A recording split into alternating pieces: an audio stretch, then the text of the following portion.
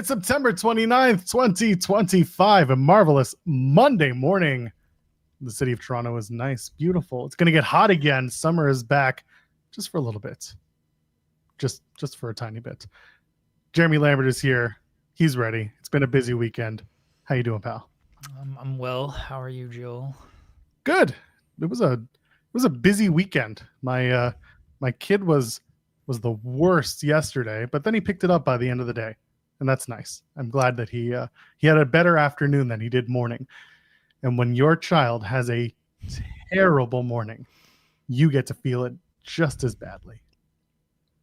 But we made it. And he's back at school and everyone's happy, including him. So everyone's okay. How about you? What are you up to? How you feeling? You doing good? I'm here in a usual state of not Alexa Bliss. Well, your boss is out of town. So, well, I mean, he's always out of your town because you don't live in the same town. But you can, if you want, you can really just Favo today because, what's going to stop you? Huh? I mean, I guess I could. I probably won't, but I guess. He's got me doing the Raw review, okay?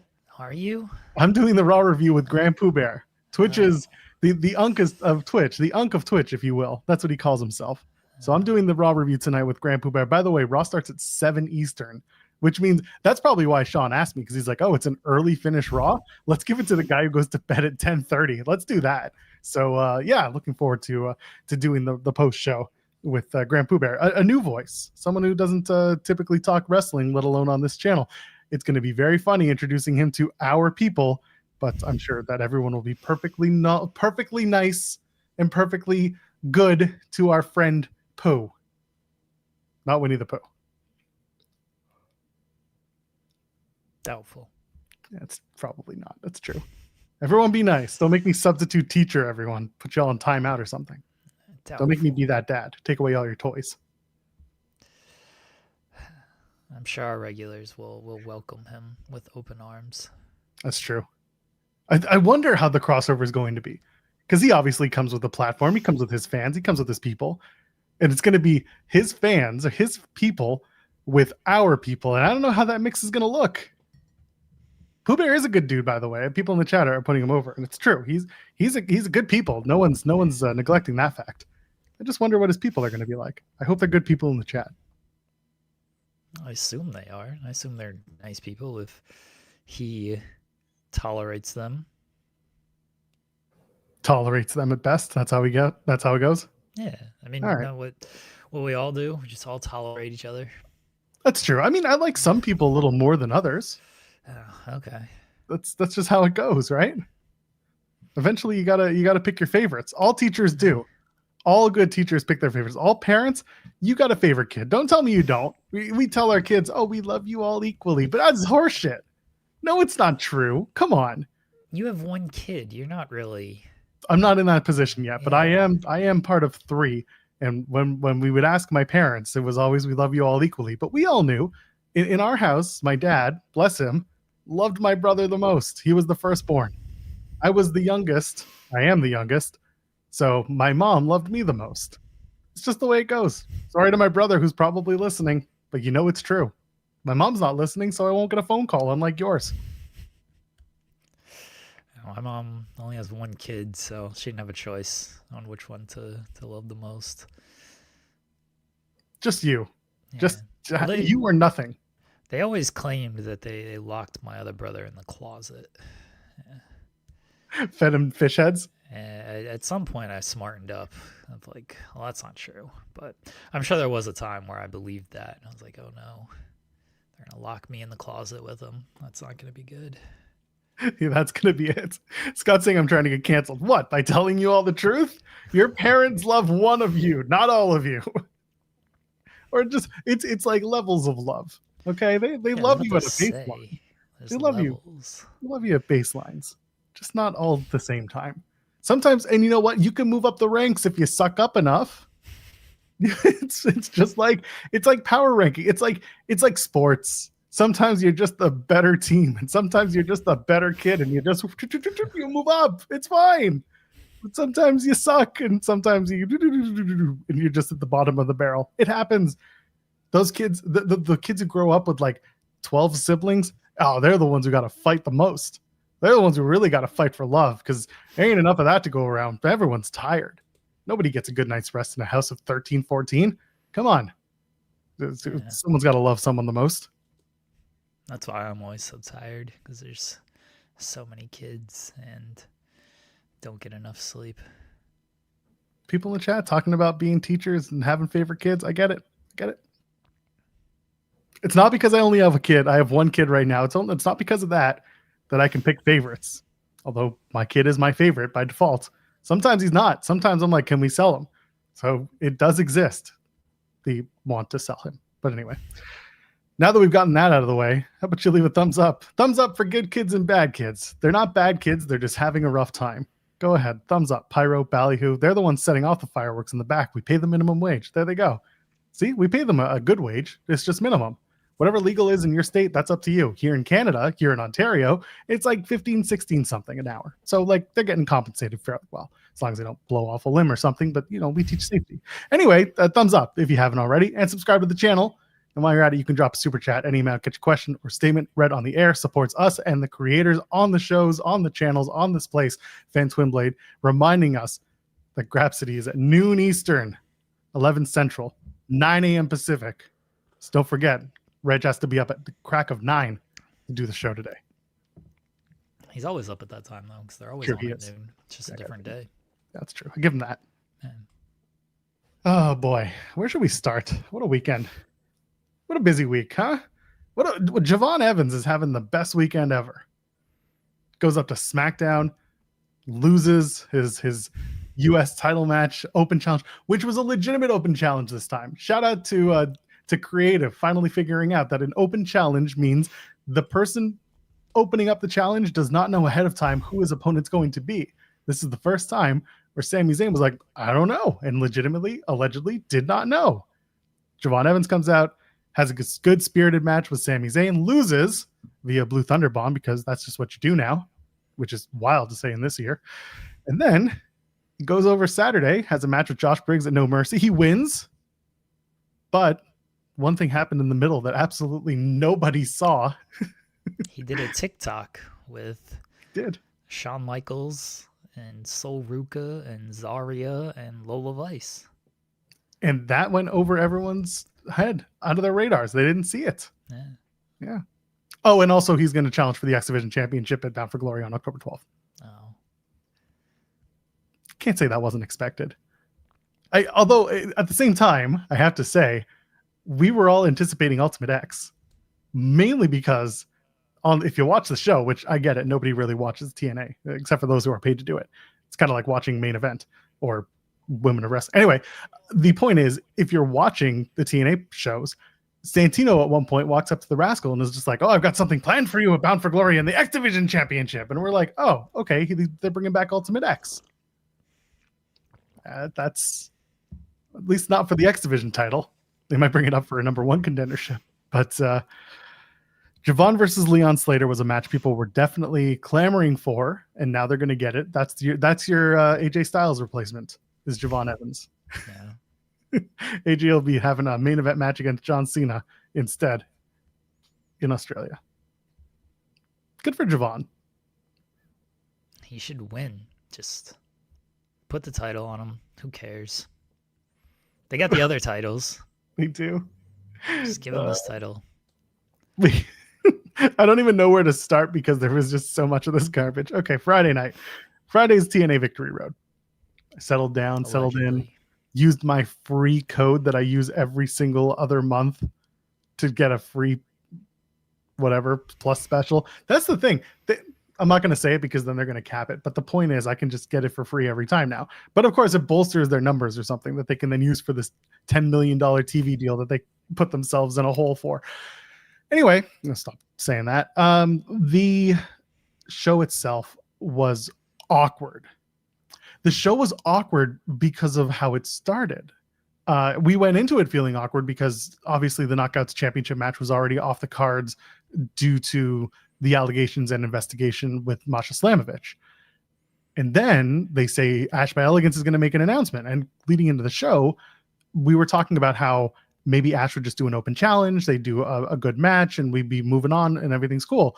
Instead, Ash comes out and she announces that she is no longer able to compete, that she is going to remove herself for the foreseeable future, and that she is forfeiting the Knockouts title, which was way out of left field. I mean, all we can say at this point is best wishes to Ash, who has been not only she's become a breath of fresh air on that roster, and she had found her spot, and she has deservedly earned the spot that she had made for herself in the Knockouts division. And it sucks to see anyone have to forfeit and step aside. Hopefully it's something that she's able to take care of and manage, and hopefully come back if that's her choosing. But it sucked to see it. So she forfeits the title, and then they announce we're going to do. This was complicated, by the way, because they said something about something happening on Thursday, but what Santino says was actually the Knockouts tag titles are going to be on Thursday on Impact, and we're going to instead have a battle royal tonight. The last two women are going to fight for the Knockouts title tonight, and that's how it plays out. Tom Hannafin, as the women are coming out, stops himself and says, Matt, did you see who that was? That's NXT's Kalani Jordan. And we're like, all right, so Kalani Jordan's one of the final two. Comes down to Kalani Jordan, Laying Lee. They have a good match. They have a really, really solid match. And it ends with Kalani Jordan, the NXT Kalani Jordan, winning the TNA Knockouts World Championship. Now, I know people are going to say that she is the protege of Ash by Elegance and so on and so forth. That's great. I'm glad that there is some internal / moving forwardness with Ash's successor. Okay, that's fine. Again, I reiterate, Ash being injured really sucks, or at least being out, unavailable, whatever that means. I can't use injured because I don't know, but her being unavailable really sucks. Now Bound for Glory will be Kalani Jordan against Indy Hartwell, and Indy Hartwell was the referee for that title match at Victory Road for whatever reason at that point. So here we are. That's the Knockouts division. I don't know if you want to talk about all of this, because it was a big they were put behind the 8 ball, and this was what they chose to do.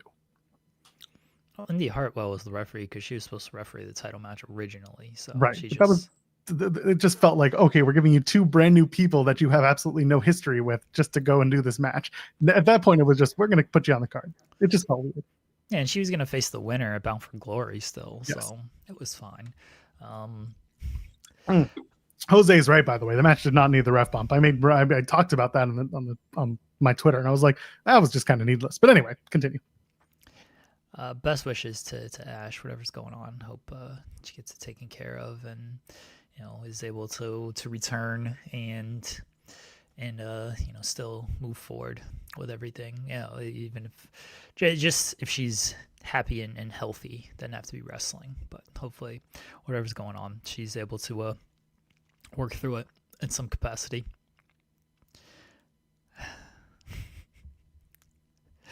This was so dumb. This whole thing was so dumb. They did the invasion on Tuesday. It's like, TNA stands tall on the NXT shows. Yeah, let's go. And then NXT responds by not even bothering to invade the TNA show. They're like, yeah, sure.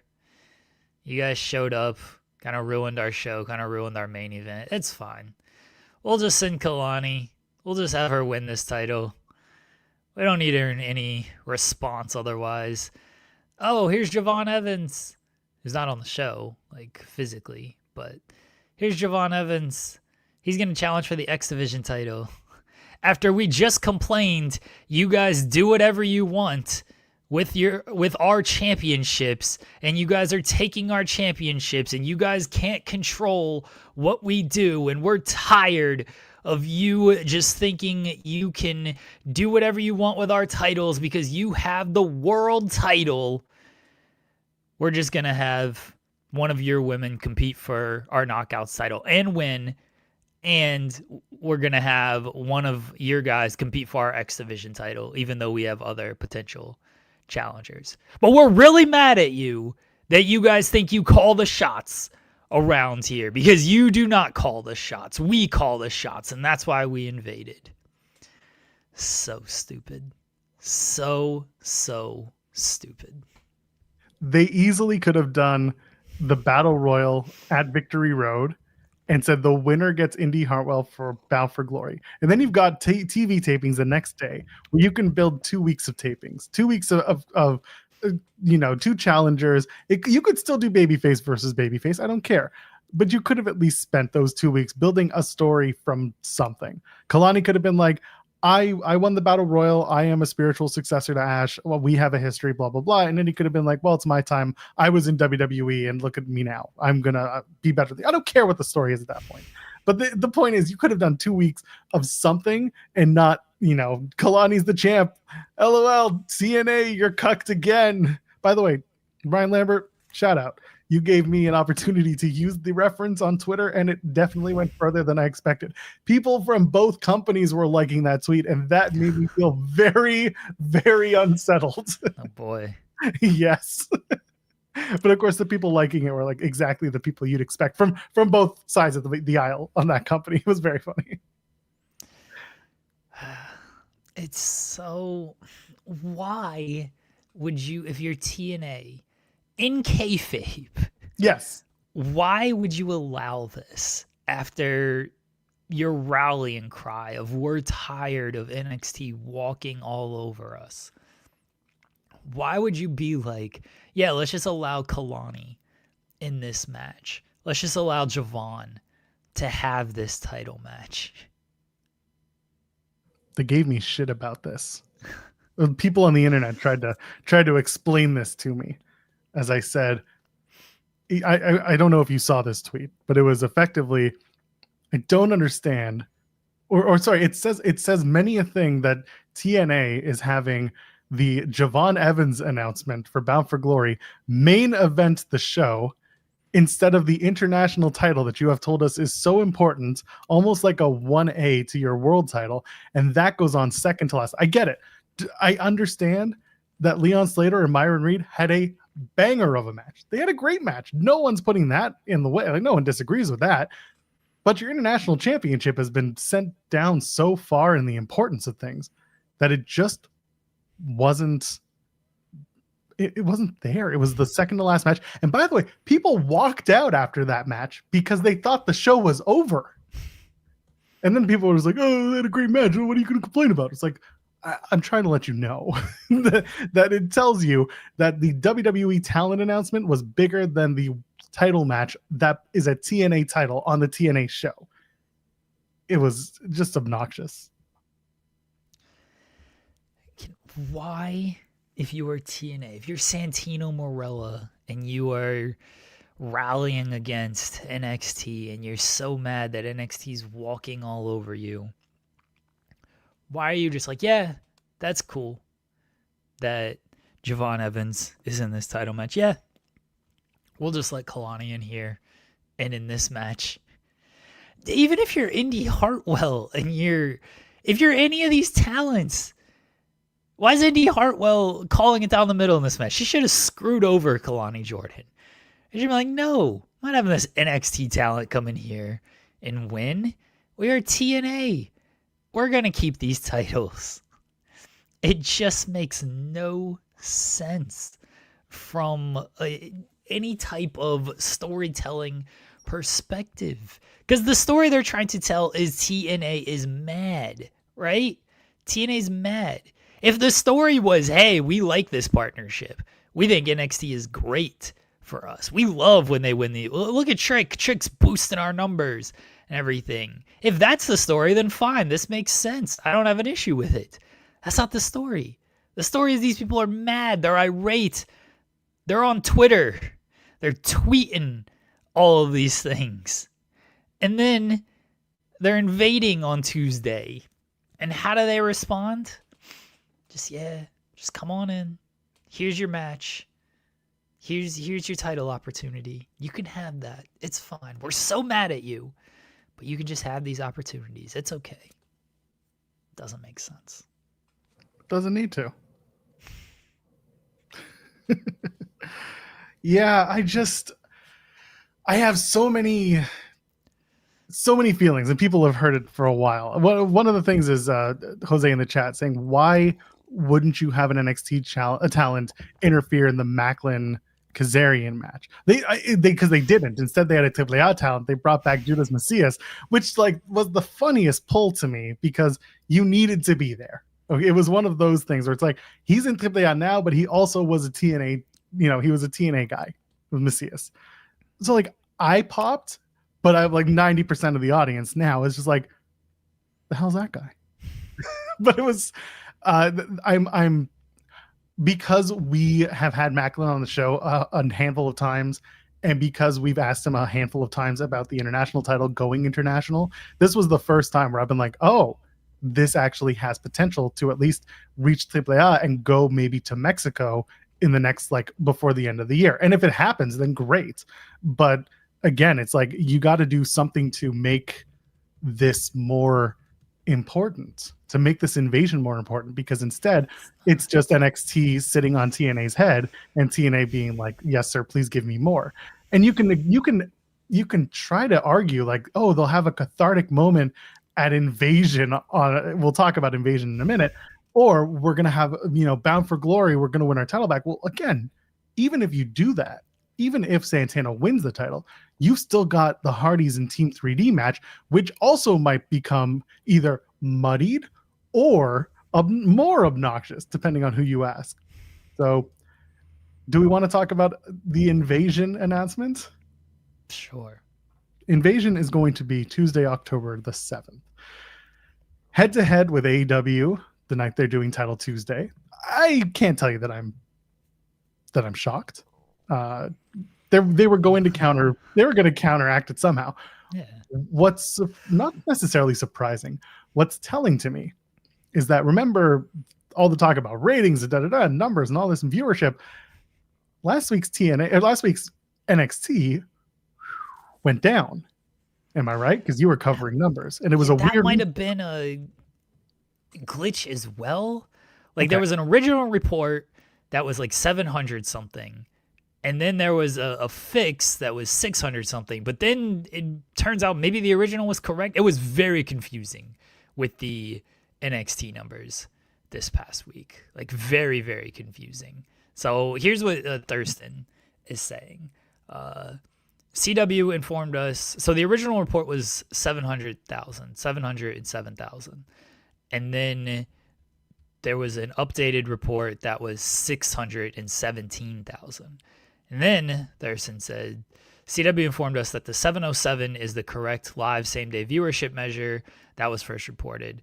PW, or Programming Insider, who's usually reliable when it comes to the ratings, it seems like they had some type of system glitch or something. I don't know, but it does seem like the 707 was correct. So it did go down a little bit, but not the monumental drop that it was when it dropped from 700 to 600. Yeah.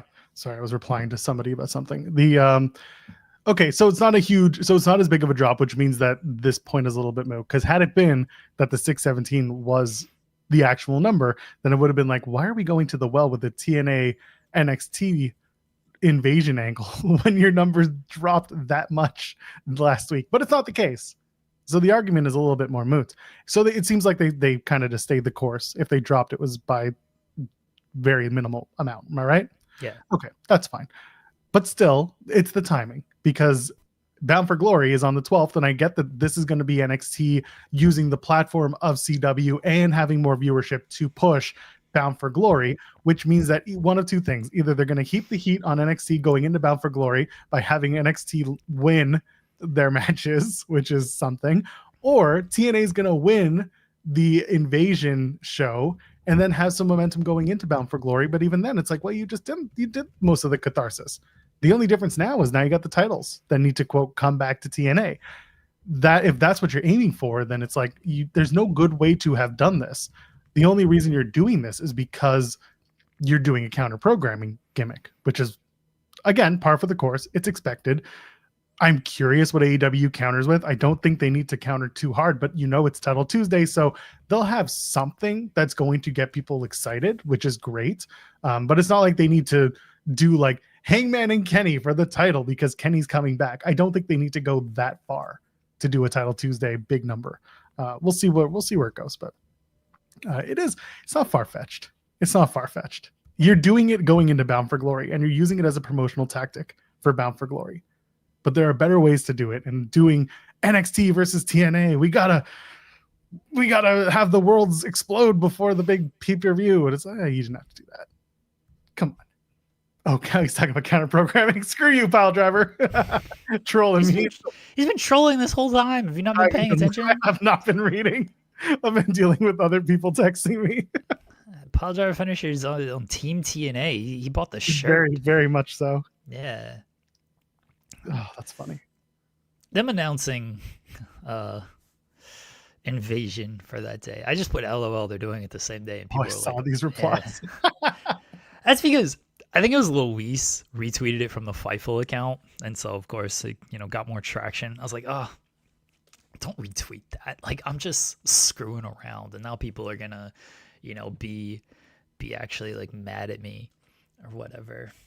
Like, I don't care that they're doing it the same night. They counter program every single time AEW does a Title Tuesday. Or the other year they had Cody, they had Undertaker, they had Cena one year. Like, they always do this when it comes to.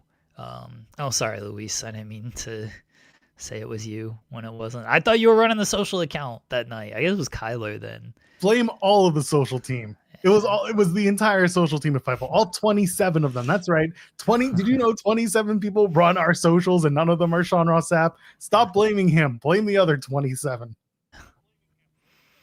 Yeah. Sorry, Luis. I didn't mean to say that to you. I thought it was you because of you were active in the chat that night. So that's the only reason I thought it was you. All right. So anyway, it wasn't Luis. Anyway, somebody from the Fightful account retweeted it. And yeah, people are friggin' like, oh, you seem like a hater or you're biased and everything. I was like, no, I think it's funny. I legitimately think it's funny. If AEW runs Hangman and Kenny, I'll think that's funny as well. Like, it's fine. I think all of this stuff is funny. Them running the Invasion on that Tuesday, yeah, that's funny to me. I don't think it's a bad move or anything. They were always going to put something big on this show. I think honestly, a TNA Invasion show is kind of the least they can do. Because if they were doing like, oh, here's CM Punk, here's Cody, if they were doing that, then I'd be like, oh, okay, all right, they're really trying here. Honestly, a TNA Invasion, I'm like, are they really trying? That was the main of my LOL. It's like, oh, LOL, this is the what they're gonna do for this counter programming, just a TNA Invasion show. I don't care that much about this counter programming, honestly. Well, they got the Hardys. The Hardys are gonna be the big draw for this show. And look, they are. So like the Hardys are a draw. They'll pop a number. They were on Kai Cenat's stream last night. It's true, weren't they? Yeah, I don't know if I don't think that's gonna translate to like millions of people are gonna now purchase Bound for Glory or anything. But if you get a few more viewers off of it, then good for them. The Hardys will pop a number. Yes, I'm not disagreeing. I think it'll do. Okay, I think it'll do fine. It always does. It always does good though, because it's the known programming on Tuesday where AEW is moving, and so people just don't seek it out as well. I think NXT always wins the Title Tuesday one because it's their day, so they should win. And with this, they're probably gonna win again, and good on them. But it's just very funny that we're gonna do the TNA Invasion because like the Hardys and Dark State is whatever. The Hardys are a draw. That's fine. But like these 5-on-5 matches, they don't have a whole lot of excitement. I don't even know who they're picking, but I'm just like, wait, 5-on-5 like Survivor Series style elimination matches. this is your big selling point for this. After we talk about war games, and we have war games coming up with Survivor Series and everything, you're just gonna give me like a 5-on-5 elimination style, and it ain't like TNA's got like these people. They're like, man, can't wait to see this person in this match. Like, you're gonna use the same people you've already been using, so it's not like there's a real big name out there for them to be like, oh man, this person is gonna come in and really set the world on fire and really boost Team TNA. Like, AJ Styles ain't gonna be on Team TNA or anything. You look at the women who I think they're gonna choose, all former WWE talent. Easily, yes. Because they're gonna go Lee, Zaya, Iconics, and Indy. That's my guess. I assume that's all Kalani, former. I assume Kalani's going to be there if Indy's if there. I'm talking TNA side. I don't care about the NXT side. Sorry, you're right. I was thinking, yeah. Go ahead. Yeah. Okay, so that's my 5. That's all former WWE talent. Nobody of that group is like, yeah, this is the TNA talent that's really leading the charge.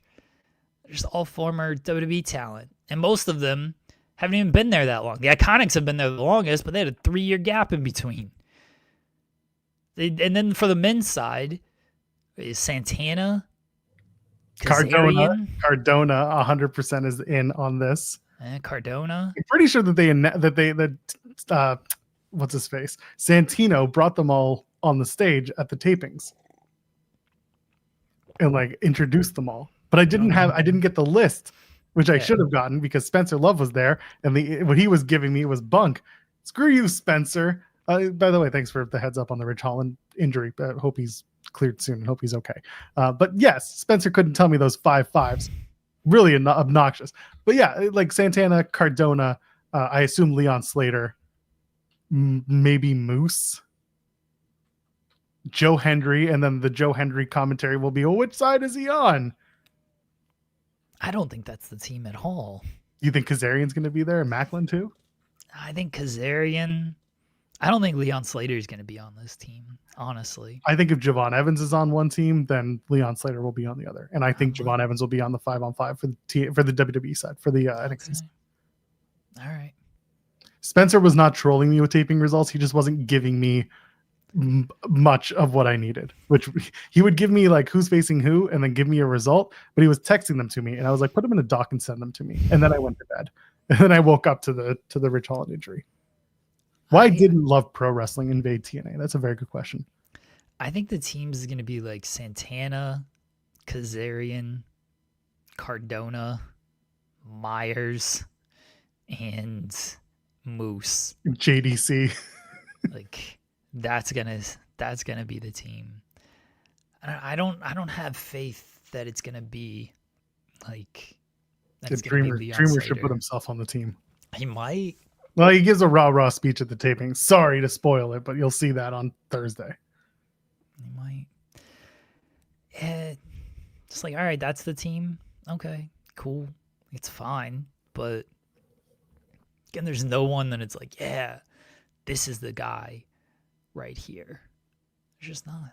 So if the story is whose side is Joe Hendry on, then I swear to God. That's worse. And then speaking of Joe Hendry, you've got Joe Hendry who wants to join or run Dark State going up against the Hardys in a title for title match, and there must be a winner. So someone is going to win the NXT and TNA tag titles. I have never once wanted to root for a team as much as I have for Dark State. And I don't know how to feel about this because if the Hardys win, then it's Team 3D versus the Hardys for the NXT and TNA titles, potentially. They might just say like, oh, it's only the TNA titles because this happened before they won the tag title, whatever. But then knowing Team 3D, they should get on the mic before the match and be like, we want both titles. Because that's what Team 3D would do in kayfabe. But on the other hand, if Dark State wins, then at least you're going to add another match to Bound for Glory, potentially for the tag titles. And I don't know, maybe a TNA team wins the tag titles. maybe. I don't know if that's gonna happen, honestly. Yeah, the idea of Team 3D winning the TNA and NXT tag titles is such. Yeah, someone's saying it's such a lose situation. So they said there's gonna be a winner. They said there's gonna be a winner because there's gonna be no interference. Why can't it just end in like a double DQ or something? Sure, you could do that. So I put it out there on Twitter. I'm gonna end before we bring on. We got 2 guests, by the way. We got one now, and then one's coming at 11 a.m. We've got. I'll tell you now, Mr. Thomas from MLW is scheduled to join us at 11 a.m. Eastern. So our other guest, if he's going to join us, got like 5 minutes. But I said it's out there for the Call Your Shot Gauntlet. It's either going to be an NXT talent who wins, or it's going to be some like a tag team winning, like a one person on behalf of a tag team, and they're going to cash in on Team 3D immediately after they beat the Hardys at the end of the show. Cam Hawkins is here. Hello. Hey guys, I want to say this respectfully. I don't care about none of that shit y'all are talking about at all whatsoever. Neither do we, but here we are. Baby, the NXT Championship lives in Austin, Texas. Oh my god. Oh my god. Did he bring it to brunch?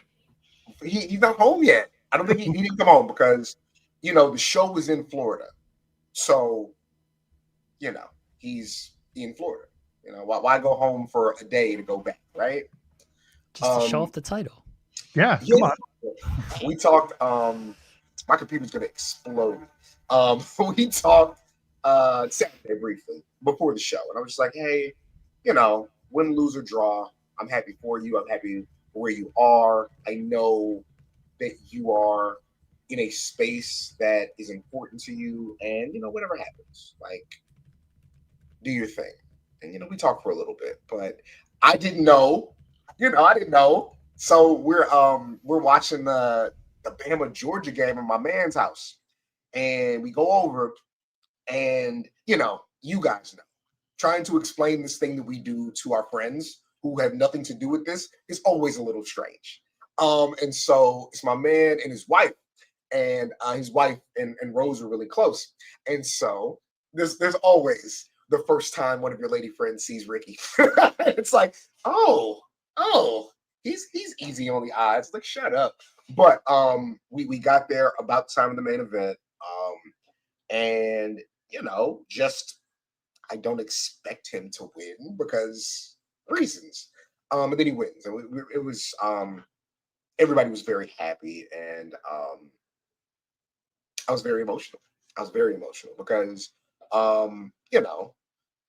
we know wrestling is predetermined, but we also know these people, and we know what's important to them in their lives and in their journeys. And I was just so happy. It was, by association, one of my favorite wrestling moments, just because, I knew what it meant to the guy. Even when I talked to you guys on Friday, I tried to be very low because I didn't want to, be too up or be too down. It was just, a moment, in his process, and I'm just so happy for the kid. I really, really am. I went out with some friends last night to go watch the Dallas Green Bay game, and it's Ricky was actually out with us 2 weeks ago, and so like again, non-wrestling friends, so explaining to them this weekend was really cool. No, he's not here this weekend because he's the champion now, and he has shit to do. Can't hang out with us. Can't do light stuff with us. But no, yeah, it was. I'm just very happy, very, very happy for my guy. I don't know, none of this TNA versus NXT fucking battle royal winner take. I don't know nothing about that shit, but I know that my guy is the NXT champion, and it's what are they talking about in the chat? I would love to also be a ridiculous person. What are you talking about? Because you know what? Because a month ago it was he'll never be the top guy there, and now he's the top guy. There'll never be anybody else. Well, careful now, careful, because you also said you didn't think he was going to win, so you're just a terrible friend to begin with. So hold on now. I appreciate that part of this process of existing online is having a chat where people interact, and it keeps the thing going, and it's very beneficial to the entirety of engagement and numbers and all that. You're still a fucking loser. For the things you're saying in the chat, nothing's changed that. I don't want you to think you're special. You loser. But anyway, sorry to insult the people in your chat. But yeah, it's a very, very. You know what was interesting? Everybody doesn't watch NXT. Everybody doesn't watch AEW. So a buddy of mine was he was like, Ricky and Max kind of exist in the same space for me, where he's like, yo, everybody tells me I should watch them and they're good. Every time I'm about to see like a match of theirs or a promo of theirs, like I'm doing something. So what is it that I'm missing? What is it that I need to see? And he hit me, and like at first I was like, you can't do that. You can't ask me to tell you about like my friend who wrestles. Like, that's weird. But I was like, no, just read the thing. And he read the thing that we did with the Ringer. And he was like, oh, he was like, The Rock, $500 shirt, sunglasses. That's a gimmick that The Rock is playing. Ricky's really that guy. I was like, exactly. That is kind of what it is. And it was not a slight to The Rock, but we've seen The Rock evolve more into, I think, who he really is. You know what I mean? Like he's gym guy, he's motivation guy. I think a lot of the expensive shirts and gold chains and stuff like that was to play into a character. But Ricky, yeah. The Louis Vuitton bags is who he really is. Just walks around. He does. No socks with his. I talked about the time that we went to that fucking furniture store. I was like, why are we looking at $5,000 couches? Like, what are we doing? I shouldn't be here. Why did they even let me in the store? Like, did he turn to you and say, "You ever sit on a $5,000 couch?" He did not. Well, he might have. And then he was insulting Panda Dunks. It was fun. But yeah, it's just it's a happy time in Austin, Texas. It's a happy time in New Orleans. It's just. Will there be a parade? I don't think there'll be a parade, but we have a little something planned for the guy. Something small, but we are, again, very happy for him, happy for his journey. Somebody said, and they tweet me, and I have to keep it low. Somebody was like, bro, he was wrestling Bryan Danielson a year ago. Now look where he is. Bryan Danielson's retired. It was also 2 years ago. Where do you go from there? Where's the up? Like, I hear what you're saying, and it was great. And I'm the biggest fan of, even though they never said it was on purpose, I love that CM Punk or whoever looked at Rick and said, this guy can be our top heel on our little show, on our Saturday show. I love that. But, yes, he was wrestling Bryan Danielson, but Bryan Danielson ain't even wrestling no more. He's sitting there with Joel and Jeremy with a microphone talking about wrestling. I wish. That would be, he's such a good. We'd be doing so much better as a show. But yeah. Guys, Mr. Thomas is so tall. I was just thinking about that. He's one of the largest people I've ever met. It's kind of ridiculous. Shout out to him and Alex Kane. But hey, thank you for letting me be happy in front of you for a little bit. Ricky Saints, I texted my mom. She was like, I'm so happy. She's like, but I thought his last name was Starks. I was like, oh, yeah, mom. That's changed. But yeah, man, it was a very happy weekend, a very happy moment. Just happy for my guy. But love you guys. Have a great show. Appreciate you, Cam. Appreciate you. Later. Tell Ricky we said congratulations. I will pass that along. Absolutely. Right. Cam Hawkins. Before he gets here, Maple Leaf Pro announced they are going to be a part of the Arena Rumble. This is a show. It's happening in Toronto. It's Monday, October 27th. This is a show that's actually a little bit near to my heart. RENA is an organization that works with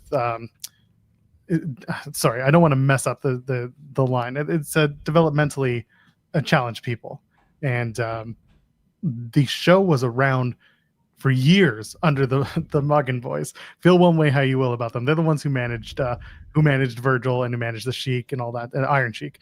And they're doing this event. But the show is in Toronto. It's on Monday, October 27th. It was just announced. Whether or not I go, I don't know. There are going to be people that I'd like to talk to. So we'll see. But Maple Leaf Pro coming back to Toronto for what is a charity show. Can't believe the Arena Rumble's back. Yes. You want to go? Do I want to go? No, I don't want to go anywhere. I just want to go to bed. It's the only place I care to go right now. The first time I went, you know where it was? I had just stepped off a plane from Phoenix. I had just gone to the Rumble in Phoenix in 2019. And like the next day or that night was the Arena Rumble. And they used to do it at the Downsview Center in Toronto, not too far from where I am now, but it's in a different spot this year. But yeah, not too far from where I am now this year. So maybe I'll make it. Try and get some conversations going. We'll see. Obviously, the cast and characters from MLP will be there. They're also they're promoting Matt Hardy will be there, and Cole Cabana, Carlito, Microman, big star Microman, and plenty more. The usual cast of characters from MLP also going to be there. Cool. Like how it says WWE legend Matt Hardy and not current TNA tag team champion Matt Hardy. It's probably because he won't be holding those tag team titles on Monday, October 27th, Jeremy. So we're just kind of using this as a platform. Still. Spoiler alert. The Hardys are not winning. Say it. Nah. Maybe someone can tell him that this is different. Anyway, Mr. Thomas is going to join us in about 9 minutes. They've been doing the Arena Rumble for years. It's true, but my first experience with that was 2019, and we'll see. I wanted to meet Scott D'Amore. I did meet Scott D'Amore in London a couple weeks ago at Dynamite. I didn't get a photo with him, and that's going to haunt me to the end of my days. Had a nice chat with him. Did not get the photo. One day. Anyway. Yeah, Ricky Saints won the NXT title. Good for him, man. Good for him. Could have been Javon Evans, but they're gonna do Ricky for now, which I don't mind. People were upset. I don't know that it wasn't Javon. It seemed like they were building Javon, and then it wasn't Javon. Like, obviously, I'm very happy that Ricky won. I was happy for him, and I guess the way that he won. It felt a little almost anticlimactic, like, oh, that's how Oba Femi's reign kind of ends. But he hit the DDT on the table, and then he hit 2 in the ring. And look, Tornado DDT it should be a good finish, but in 2025, it's not a great finish. And I think that's an issue a lot of people have, is like, wait a second, why is a DDT finishing things? Why is a Tornado DDT finishing things? Because it's not a move you think of to finish matches in 2025. But I'm still happy that Ricky won. I assume Oba's going up to the main roster, because I don't know what else he's doing in NXT. I ain't got a lot of faith in him on the main roster. Not in him. I don't got a lot of faith in his presentation or how they're going to book him on the main roster. So that's my issue there. Maybe Javon's going to the main roster as well. It still seemed like they were more setting up Javon to finally kind of conquer Oba, where Ricky, the story leading into it just wasn't all that good.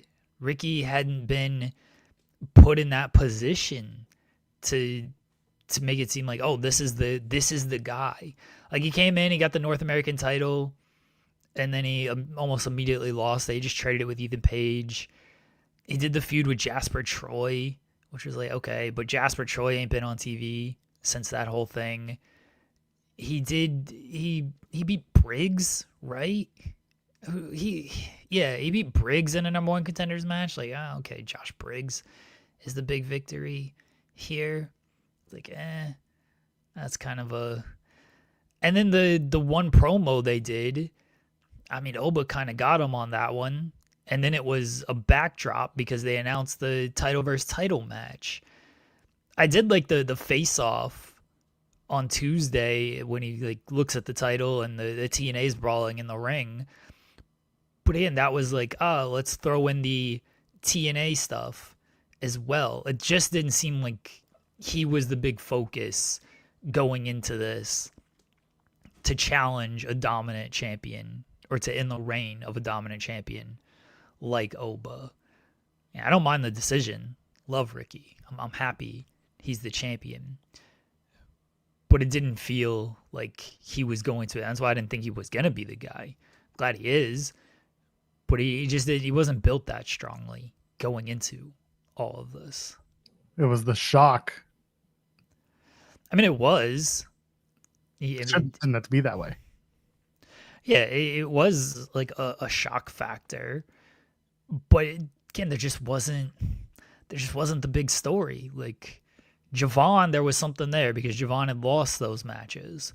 And so him building up to finally win that match is like, oh yeah, that's the guy who deserves it, who they kind of put some equity and stock into.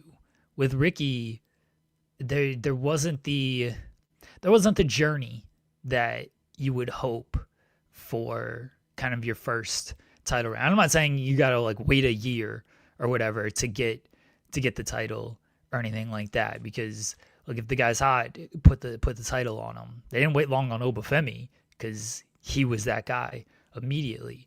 But that's where they established Oba though, because they gave him the North American title immediately and he was dominant there. And then he lost it to Tony D'Angelo. But then he was immediately in the NXT title picture and he was dominant there. Like that's who Oba Femi was. Ricky just didn't have that big journey of, oh, this is the guy to go into as the NXT champion. He came in, won the title, traded it with Ethan Page, had some kind of middle feuds, and then won the NXT title. It's like, okay. Just again, there wasn't that long-standing journey with Ricky and NXT. There could be a story where Ricky does turn heel and Ricky says something like, The Undertaker may have been telling Javon Evans to go after the biggest dog in the yard, but I heard that.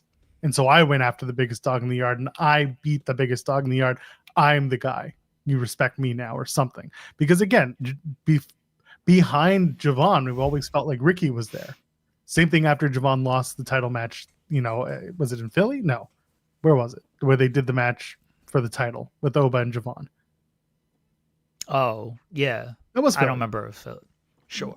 On the stage, right? Where they had the theater and the stage and all that. Yeah. Yeah. Anyway, when they did that match and then Ricky came out afterwards, whenever it was, it felt like that was Ricky's way of being like, if it ain't going to be this guy, it's going to be me. I'm the dog who's going to take you out because I'm hungrier. They could do something like that because it did feel like Ricky was always there, a step behind. Yeah, it was Lowell. You know what? It was Lowell for whatever. It was in Philly, you big dumb bitch. That's what I wanted to do. But anyway, point is, they did it. Ricky came out, and after Javon had lost, he staked his claim.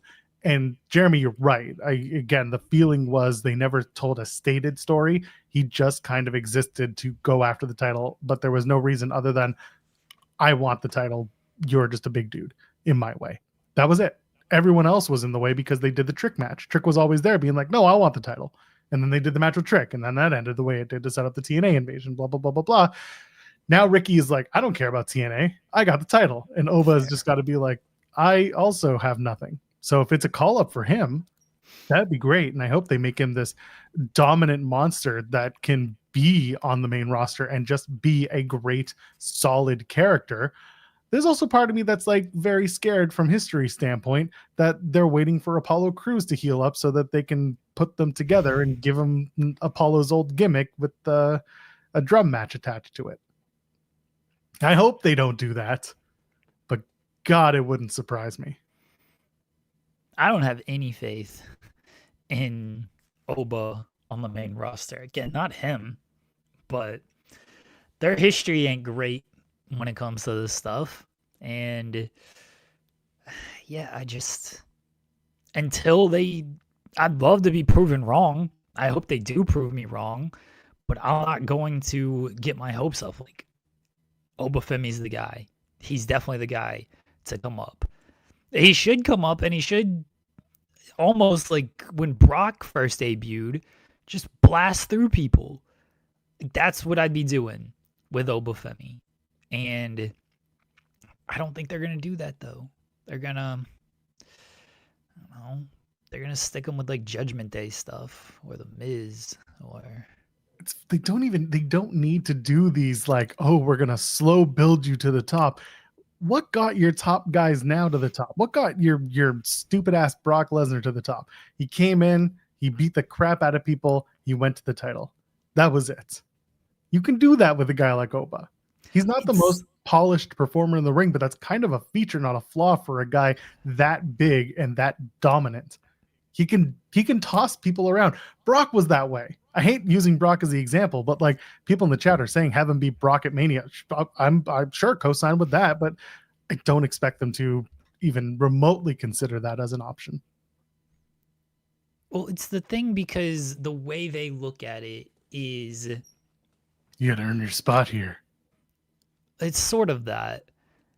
But when they debuted Brock and Cena and Batista, I mean, they gave Batista the Leviathan gimmick, and that was down for that didn't do him any favors, you know what I mean? But when they debuted those guys, it's because they were in OVW, but OVW didn't have like TV or anything. They weren't seen and kind of known entities. It was like, oh, who's this guy? What's this guy all about? Now with NXT, like, who these people are. And so they carry that history, and so they don't think they need to just immediately push them to the top to establish them. It's like, oh, we have this guy. He is established because he's a former NXT champion. So we can just kind of do whatever with him right off the bat. We don't need to just make him a guy immediately. He's already a guy. So him being paired with The Miz is a fine little role for him. God, I hope they do something more than that. If I'm them, I'm putting him up immediately. I've seen people say he should beat Sammy in Sure. the US title that way. Like, yeah, I'm for Sammy doing the open challenge and Oba beats him. They'll probably have Oba lose to Sammy though, and then people can do the Sammy Hogan thing. But yeah, I just don't. Until they prove me wrong, I'm not gonna act like they're gonna actually do anything with him, because most of these call-ups recently haven't been great, at least right off the bat. They've I mean, even look the women's roster. They bring up Julia, and she's just kind of there. Jeremy, she's a champion. Sure. They bring up Roxanne. At least she is part of Judgment Day and everything, but she just loses all the time. I think Roxanne's plans got shifted because of the live stuff anyway. So I hate to know what the plans were going to be if she wasn't going to be part of Judgment Day, because I don't know, how that would have played out. But they just don't have a whole lot of plans when it comes to this stuff. I mean, they did fairly well with Braun Breaker. They brought him up and put him in kind of big spots immediately, and then he's at where he's at right now. So they can do it, but it's more the exception than the rule. Do you want to talk real quick about sounds like a memorial to Cyclops is saying. Oh god. The NXT Women's Championship match real quick. We had JC Jane, top wrestler of the year. Don't ask me what matches were good. We can't talk about them anymore. She retains her NXT Women's Championship over Lola Vice. Breaking news, she is in fact a Latina. She did let us know before the show, during the show, and after the show. However, there was a woman in a black full ensemble who got a high knee up And don't look at WWE.com. Don't look at their results page. Don't look at who did it because don't look. Don't look. It was a masked woman. It wasn't Laney. It wasn't Laney Lacey Reed. I forget her name Laney already. Reed. Sure, whatever. It wasn't her. Don't look at the results page. Turn your head away. It's not true. Someone took out Lola, and JC Jane retained. What's next for Lola Vice? She's gonna go to play out and win the title there. Maybe. To win the intergender tag team titles with Iguana. Maybe. That's a possibility. You never know. Laney Reed got hurt, but that was still her maybe under the mask. But she could not face Sol Ruka for the speed title. So it was Jada Parker instead. Sure. If Laney Reed is in Fatal Influence, we kind of saw that coming. And I do wonder, like, if the injury made them go the masked person route so they could hide it of like, oh, was she really hurt type of thing. And if she wasn't injured, then they would have just had it be Laney Reed and not do a masked person. So, sure. Yeah, the Laney thing was kind of what people expected. So it was just doing the she's injured situation. I hope she's not. It would suck to have to play that out for longer because she's injured. And if she is injured, hopefully it's not for too long. But it was just funny doing that and then reading the copy on WWE.com. Don't read it. Don't read it. You will be spoiled as to who did it.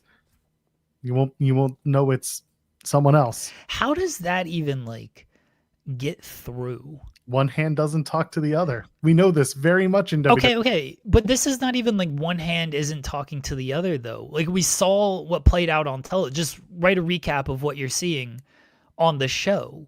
This is not even one hand not talking to the other. If anything, this is one hand is talking too much to the other. Because how do you know it's Laney Reed? So this is what's even funnier. You making this argument when talking about pre-writing stories when you get scoops, that's how this happens.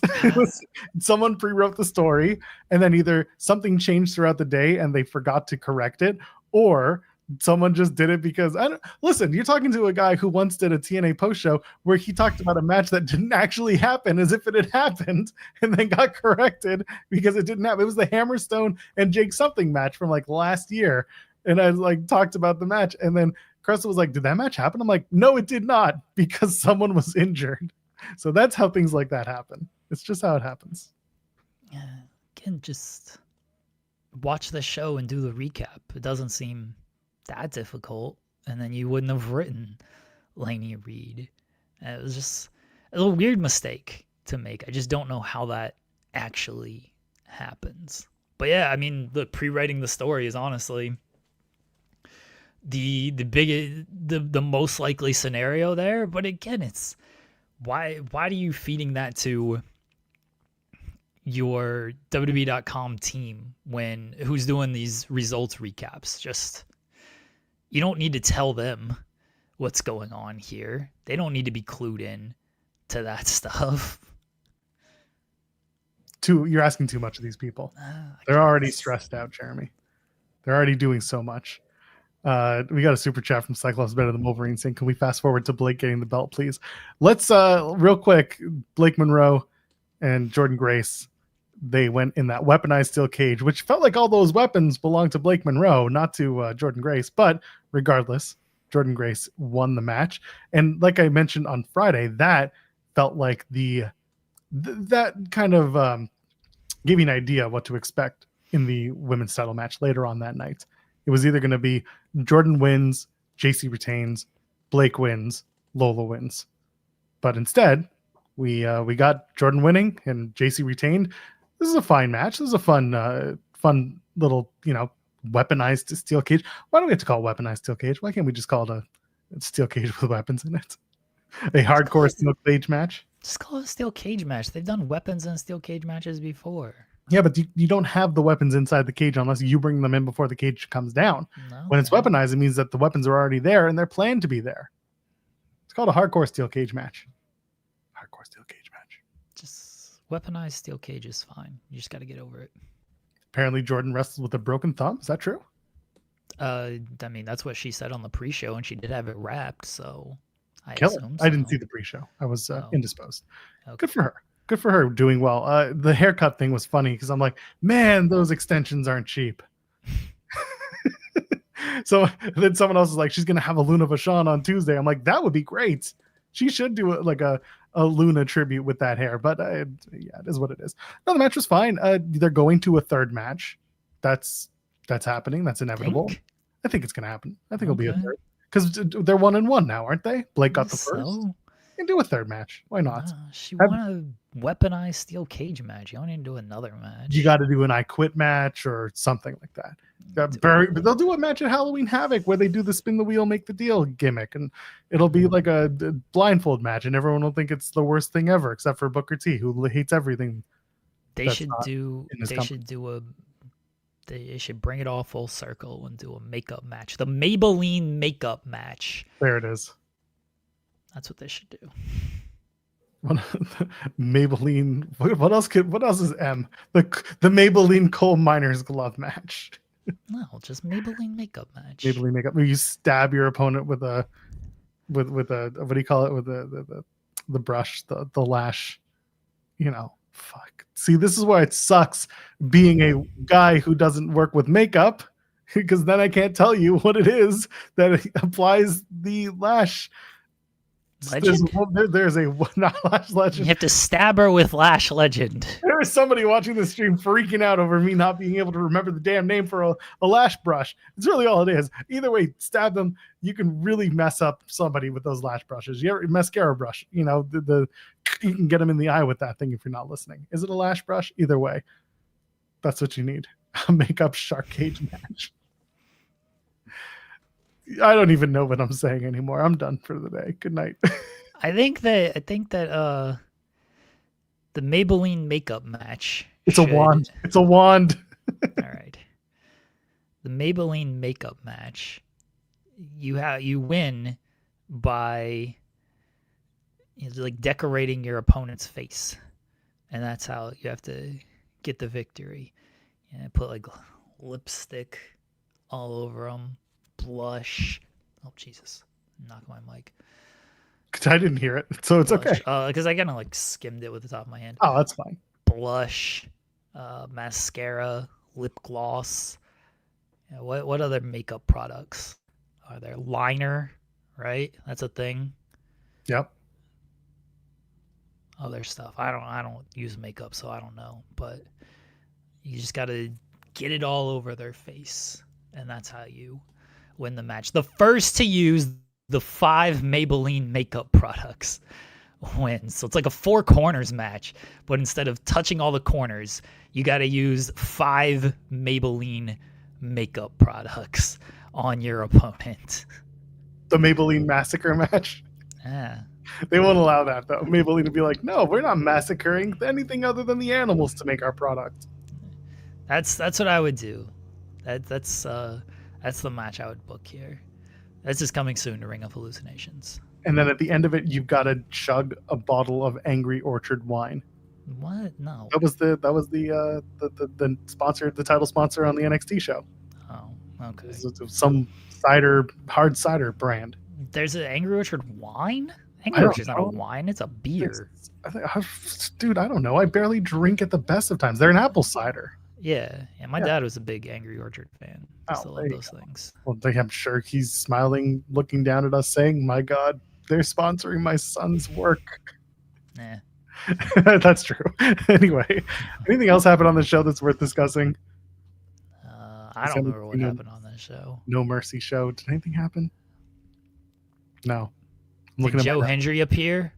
They did a pre-tape, and in the pre-tape from Tuesday, he's like, maybe I should join Dark State, and everyone's like, huh? So yeah, that's basically what Joe Hendry did. He didn't appear during the show.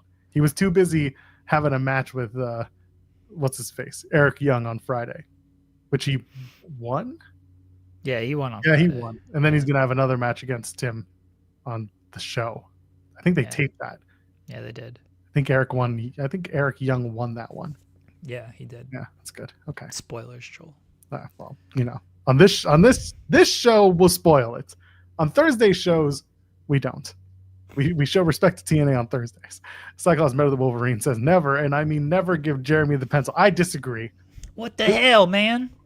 Everyone should be flaming Cyclops right now. He deserves all of your malcontent. Jeremy deserves the pencil. We should both be booking the worst of this. Speaking of which, have you ever heard of Bad Bunny? He's a wrestler, right? He is a wrestler. Apparently, he's a pretty good singer too. He's going to be hosting the Super Bowl halftime Hosting. show. Hosting. I don't think he's hosting. Well, it's like SNL. It's just like SNL. You host and you perform. He's going to be the quarterback for one of the teams on the Super Bowl halftime show. Oh, he's a movie star. Oh, I'd never heard of this guy before today. He is in Happy Gilmore too. He's pretty good in Happy Gilmore too. That's true. Good for him. Congratulations to Bad Bunny. Wrestling Twitter accounts everywhere are making a few extra dollars today because they posted the Backlash entrance. Racists are very mad. As they should be. Get mad racist and then get fucked. You want to hit a super chat? You want to get your finger on the button? Sure. Volb sent the super chat. Vanilla Fumble. I'm Vanilla, baby. Is what we call when we think Matt Hardy was on that Kai Cenat stream. He basically was outshined by top 3 white dude Jeff Hardy. This surprised me none, and I did not even watch that stream. Jeff Hardy is Jeff Hardy. That's all. Jeff Hardy is Jeff Hardy. Good for him. Yeah. It's amazing how Jeff Hardy is still just like way up here on the pantheon, and then Matt comes in and like tries to do his thing, and people are just like, yeah, okay, whatever, dude. Can we just do the juke? What is this delete? I don't care. Let's just do the juke. Jeff, well, there are some people who are more than happy to do the delete, just in a different method. Like, Jeff, can we watch all your highlights? What do we just want to watch Jeff jump off things. Matt's just like chilling. That's it. Matt's like, oh, so cool. I was there.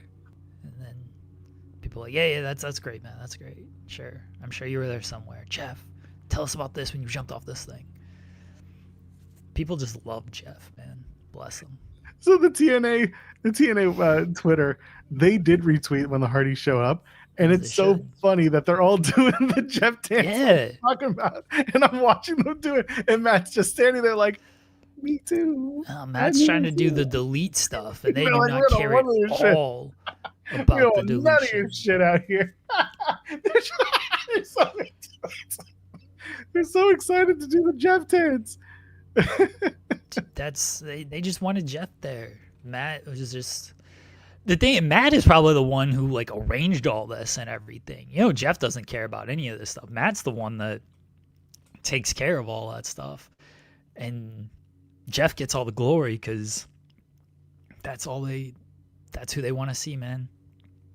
They just want to see Jeff Hardy. He's an insane human. It's just it's something else with this guy. He is someone else. He's just, Jeff Hardy is not he is an enigma. I can't believe that he's actually lived up to that expectation.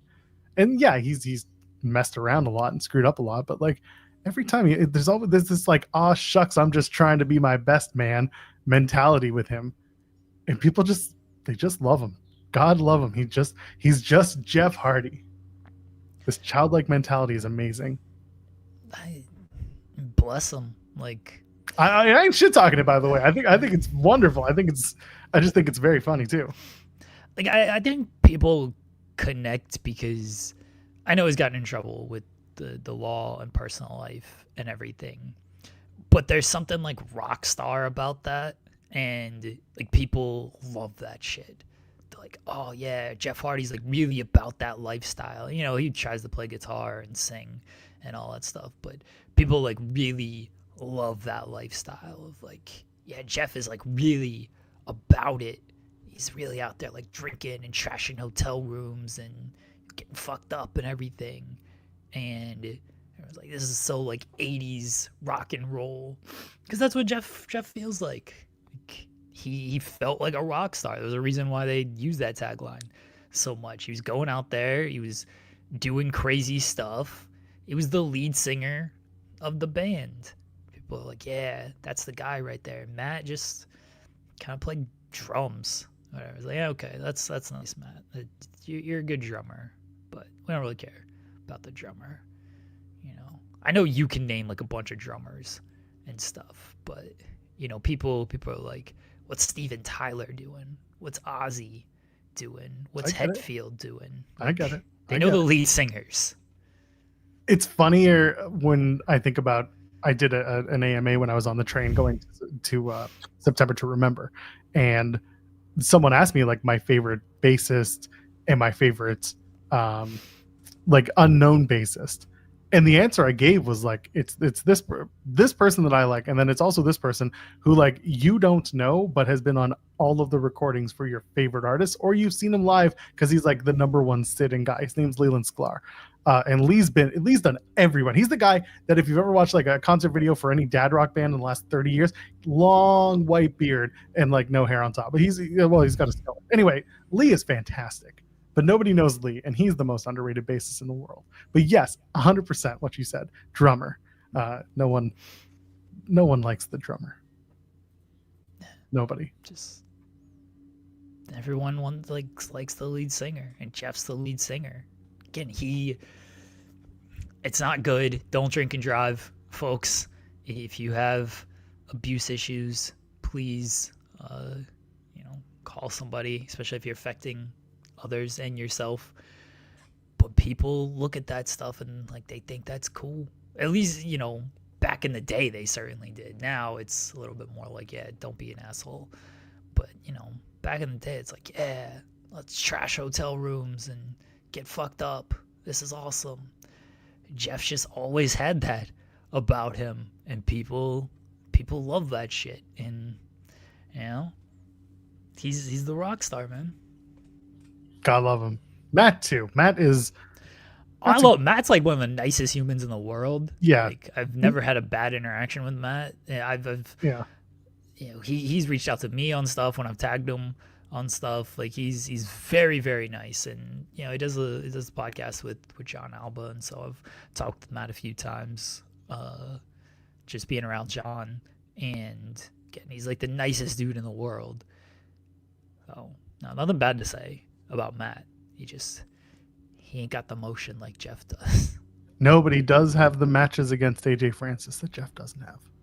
That was a match that got added to the show. That was the other thing with Victory Road. They just kept adding random ass matches throughout the night. Because they did the penthouse whatever with AJ, and it turned into a tables match with Matt Hardy, because Jeff can't go across the border. And that alone was like, what are we doing? But we'll just leave it at that. That show was just, I went to bed before the international title match, and I caught up in the morning, and I was not feeling any better about the show by that day when I watched the ending than I was watching the first bunch of matches. Well, you were a coward and didn't want to do a post show with me on Friday. I was so damn tired. That show ended at 12:30. That's the thing, and I keep saying this. Like TNA, you don't need to do a 3-hour plus show. You don't. You can do 2.5. You can do 2 hours. Yeah. People will be just as happy to watch a strong, like 7-match card than they would a bunch of spectacle. And like, so here's the thing. I get it with Matt Hardy because he is one of your cash cows, and you want to take advantage of the fact that he's there, even when Jeff's not available. I get it. That match was whatever. But then like the way that they did adding everything and revision, it was just I get that it was a mess because of everything with Ash and everything with Masha. Like I get it. It was just such a mess having to move so many things around. Our guest is here. Right on time, too, for me to end my sentence. If he's ready, he can give us a thumbs up. Of course. We're going to welcome him back to the show. He's part of MLW Slaughterhouse this Saturday, October 4th.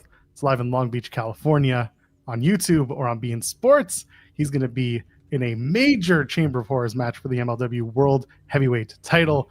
We welcome back to the show the one and only Mr. Thomas. Good morning. What up, guys? I got good timing in the ring and on the pod here.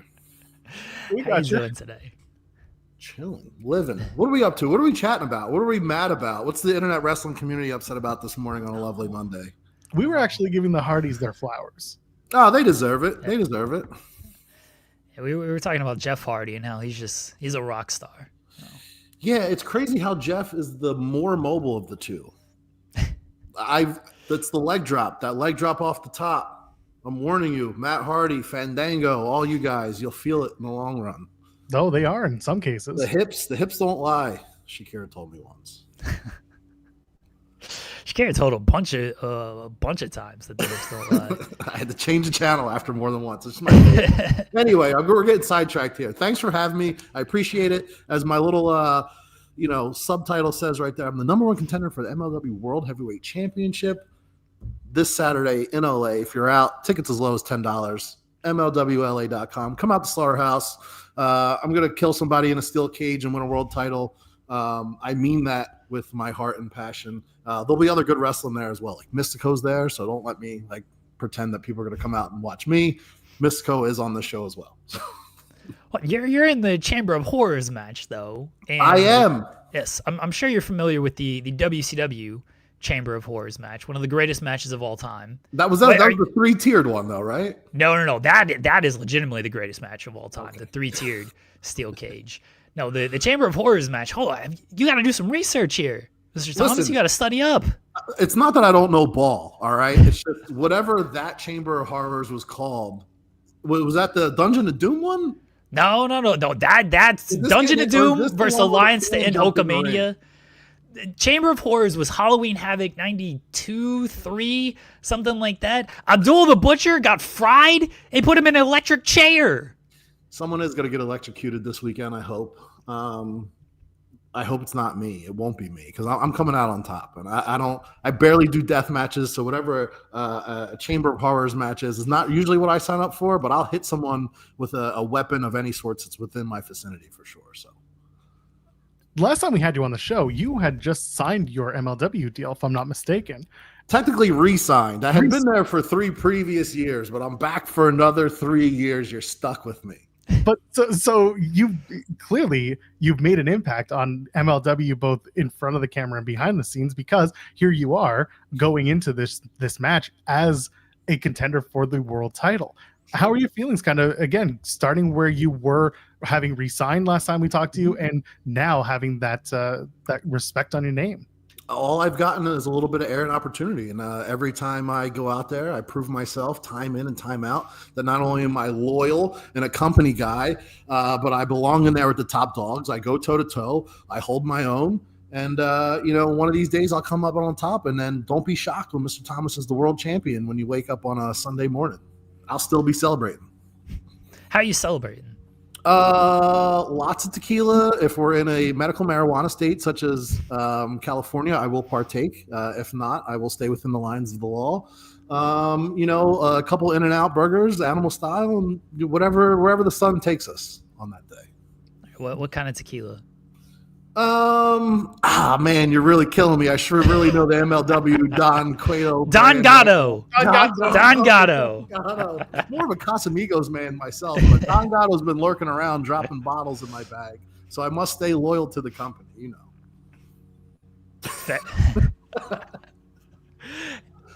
It might be there. It's a Monday morning. Hard questions. You're dropping. What's my specific tequila brand? It's 11:27. It's early. Or it's late, I guess. We've been on the air for an hour and a half. 11:27 is late. I've been up since 6, Mr. Thomas. Come on, get another level. What happens when you have kids? You got to get up at 6 o'clock for these little heathens. Can't relate. All right, so we got tequila. We're celebrating. We got medical marijuana. We're celebrating. What kind of food we have? What kind of platter we got out here? I mean, if we're in LA, obviously In-N-Out's the way to go. But late night, I'm all for like burgers and fries late at night, or something that could just be quick and easy. I don't usually trust California pizza, but a breakfast burrito is always good any time of day, and there's just enough places that'll just deliver right to you. It's excellent. You can't just make your own the next day? What's going on? I'm not one to do things for myself. I have people for that. But yeah, no, I'm big on a good breakfast burrito delivered right before it's time for me to leave to the airport. I like to cut it close that way. I can respect that. I can.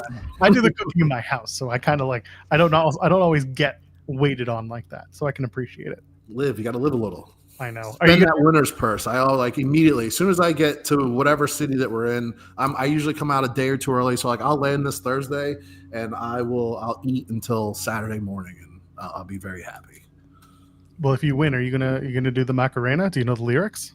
I do know the lyrics. Where'd this come up from? I just saw this somewhere. I do know the lyrics to the Macarena. Shout out Rad Pro Wrestling. You know what? That's a perfect plug. Rad Pro Wrestling, December 6th in Amesbury, Massachusetts. Check them out. I might be on the show. I might not be on that show. But shout out to Rad Pro Wrestling. They're doing their thing up in New England. Wrestling can still be fun. It's not all meant to be taken seriously. This is not the most real life shit that we have going on. I apologize for cursing, but if you still love pro wrestling and if you want a family friendly experience, check out Rad Pro Wrestling on December 6th in Massachusetts. They do cool stuff out there. And with that being said, if you're looking to be a professional wrestler, New England Pro Wrestling Academy, also run by the same lovely people up in the New England area. Check them out. Do you have a favorite 90s themed character or TV show, since Rad Pro really does lean on that nostalgia? I've been getting a lot of TikTok's been pumping me Power Rangers clips lately. Like when the Green Ranger lost his powers, gave his coin up, brother. I didn't realize how much that stuck in my head until 2 days ago when I saw it, and I was like, damn, I do remember that. They kind of dogged Tommy out, but good storytelling, wrestling fans. If you just let it play out, it'll work out in the long run. So when Tommy came back as White Ranger, we were all popped and we're very excited. There was no spoilers because we weren't looking for trouble on the internet. And I'm sure a bunch of people bitched about it, but in the end, we all got what we wanted, and it was better than we could imagine.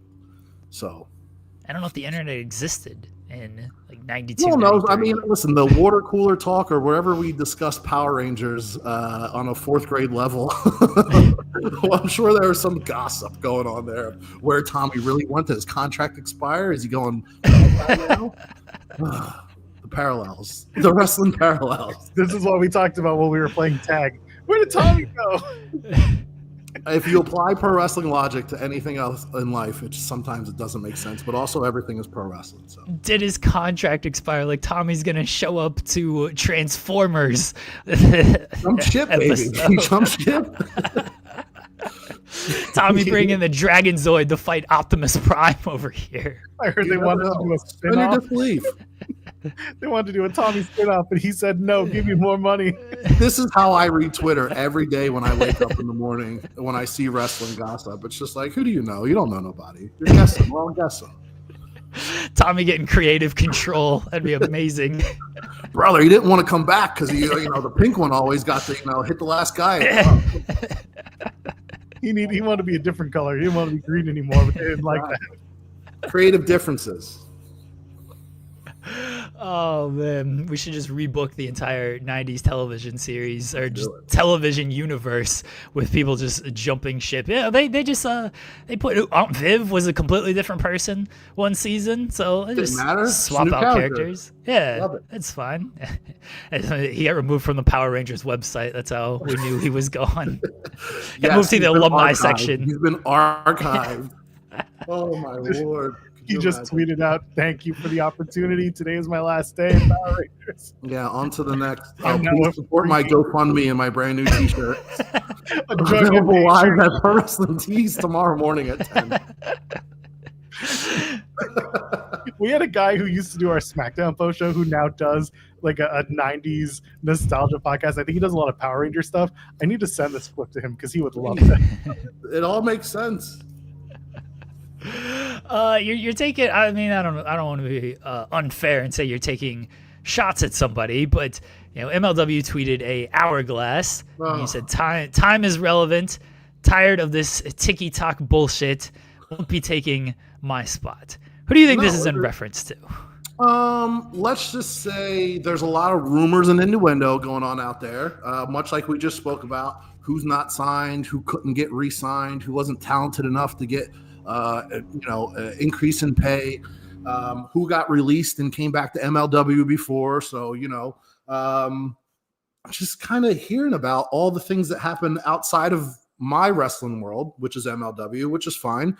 And it's okay to want to be here and want a spot, but don't just think you're going to walk in, win the world title on your first night. When I tell you I will fight to the death on Saturday night to win this world title. I don't care if it's Mads Kruger, C.W. Anderson, Matthew Justice, a guy with a smoke show hot girlfriend who's not that good at wrestling, who couldn't cut it on the main stage on Netflix, has to come back down to where I've been running shop for 4 or 5 years now and try to step up to the plate and make a name for himself at my expense. It's just not going to happen in that order. So if he can take me out and, overstep me to get to Mads Kruger and, whoever else has that title on top, then so be it. But in the meantime, I'm not just going to sit there and watch someone who sold a bunch of T-shirts and a bunch of people kind of sort of give a fuck about walk in and take my shit. So we'll deal with that on Saturday. We'll see who comes through the curtain, if anyone shows up, because sometimes people hear what the truth is and they don't want to come play ball. So it is what it is. I'm ready to fist fight anyone who wants to step in there and think that they're going to take the MLW World Title away from me. So that's where I stand. That's my stance. I want a fantasy book for a second. We'll rewind for a second. All those things you said about the potential person and the potential partner, sure, and the qualities they may or may not possess. Let's say that person did show up, and let's say they did bring that partner who you would need in that case maybe someone to team up with in a tag team scenario. Which woman from in or out of MLW would you be pulling up with you? Oh, I mean, Janai Kai would be my number one draft pick across any platform of wrestling. Io Sky has a special spot in my heart, but it's easy to grab the number one wrestler, male or female, in the world right now. But Janai Kai, I think, is a ultimate talent. I think she gave a lot of credibility to the MLW Women's Championship, and wherever she is currently ends up when she comes back, whatever she decides to do, she'll forever be an impact player in this business. So I think she has a style and a presentation that no one else currently possesses. And I think when given the right opportunity with the right opponents to have lined up, she should be the next Bill Goldberg. I mean, and should never lose. That's just my personal opinion. So if Rad Pro Wrestling ever lets me take the book, how this ends. She'll beat all the women and all the guys, and everyone taps out on the way to the top. Okay, kind of like that. Case closed. How's her spear? She has great kicks. How's her spear, though? How's her spear? Oh, she's excellent. She's all around. She's 99 overall. She's got spirit. She's got speed. She's got performance. She's got the look. She's got kicks. There's everything somebody wants, she has. And charisma, too. And her TikToks are funny. Oh, Jenna's great. She's been on the show a couple times, I believe. You faced Kojima this past weekend at Fury Road. Didn't go your way, unfortunately. No, I tried to get the best of him, but he's got a lot of, seasoning. He almost saw it coming. One of the greatest Japanese wrestlers of all time. I came out on the short end of the stick, but somehow that makes me a top 4 contender for the world title. Don't you question wrestling logic, people. It makes sense enough for it to make sense, but a great experience. Kojima's the man. Obviously a dream match for any wrestler to have. I was thankful enough to have a moment with him after the match, which we embraced a little bit, and I got to show my gratitude and professionalism for him. But I let him know that I watched him versus Masawa in the hotel the night before from 2004, possibly the year I graduated high school, and he was very impressed that I went back and didn't watch that match. But he's a great dude, a great performer, and I wish it would have turned out a little differently for me. You should have taken him all the way to the end. You should have taken him through the end of that Lightning match. I tried my hardest, man. If you watch that first sequence, I don't think I've ever tried to pin someone so hard than after that initial Boss Man Slam. And when I went back and watched it, that's everyone talks about the suspended disbelief. That pin, every pin in that match was real. I was hoping he did not and would not kick out under any circumstances. But I guess I just didn't hit him hard enough right beforehand. So I'll make sure I hit him a little harder next time. Did you try to gift him some bread afterwards, just as a show of respect? No, I'm a low carb guy, so our mentalities are very different when it comes to diet. I will save my one bagel for when we go to New York City. He can partake because he's at that part in life where he just doesn't have to worry. He's already in the Hall of Fame. It's good.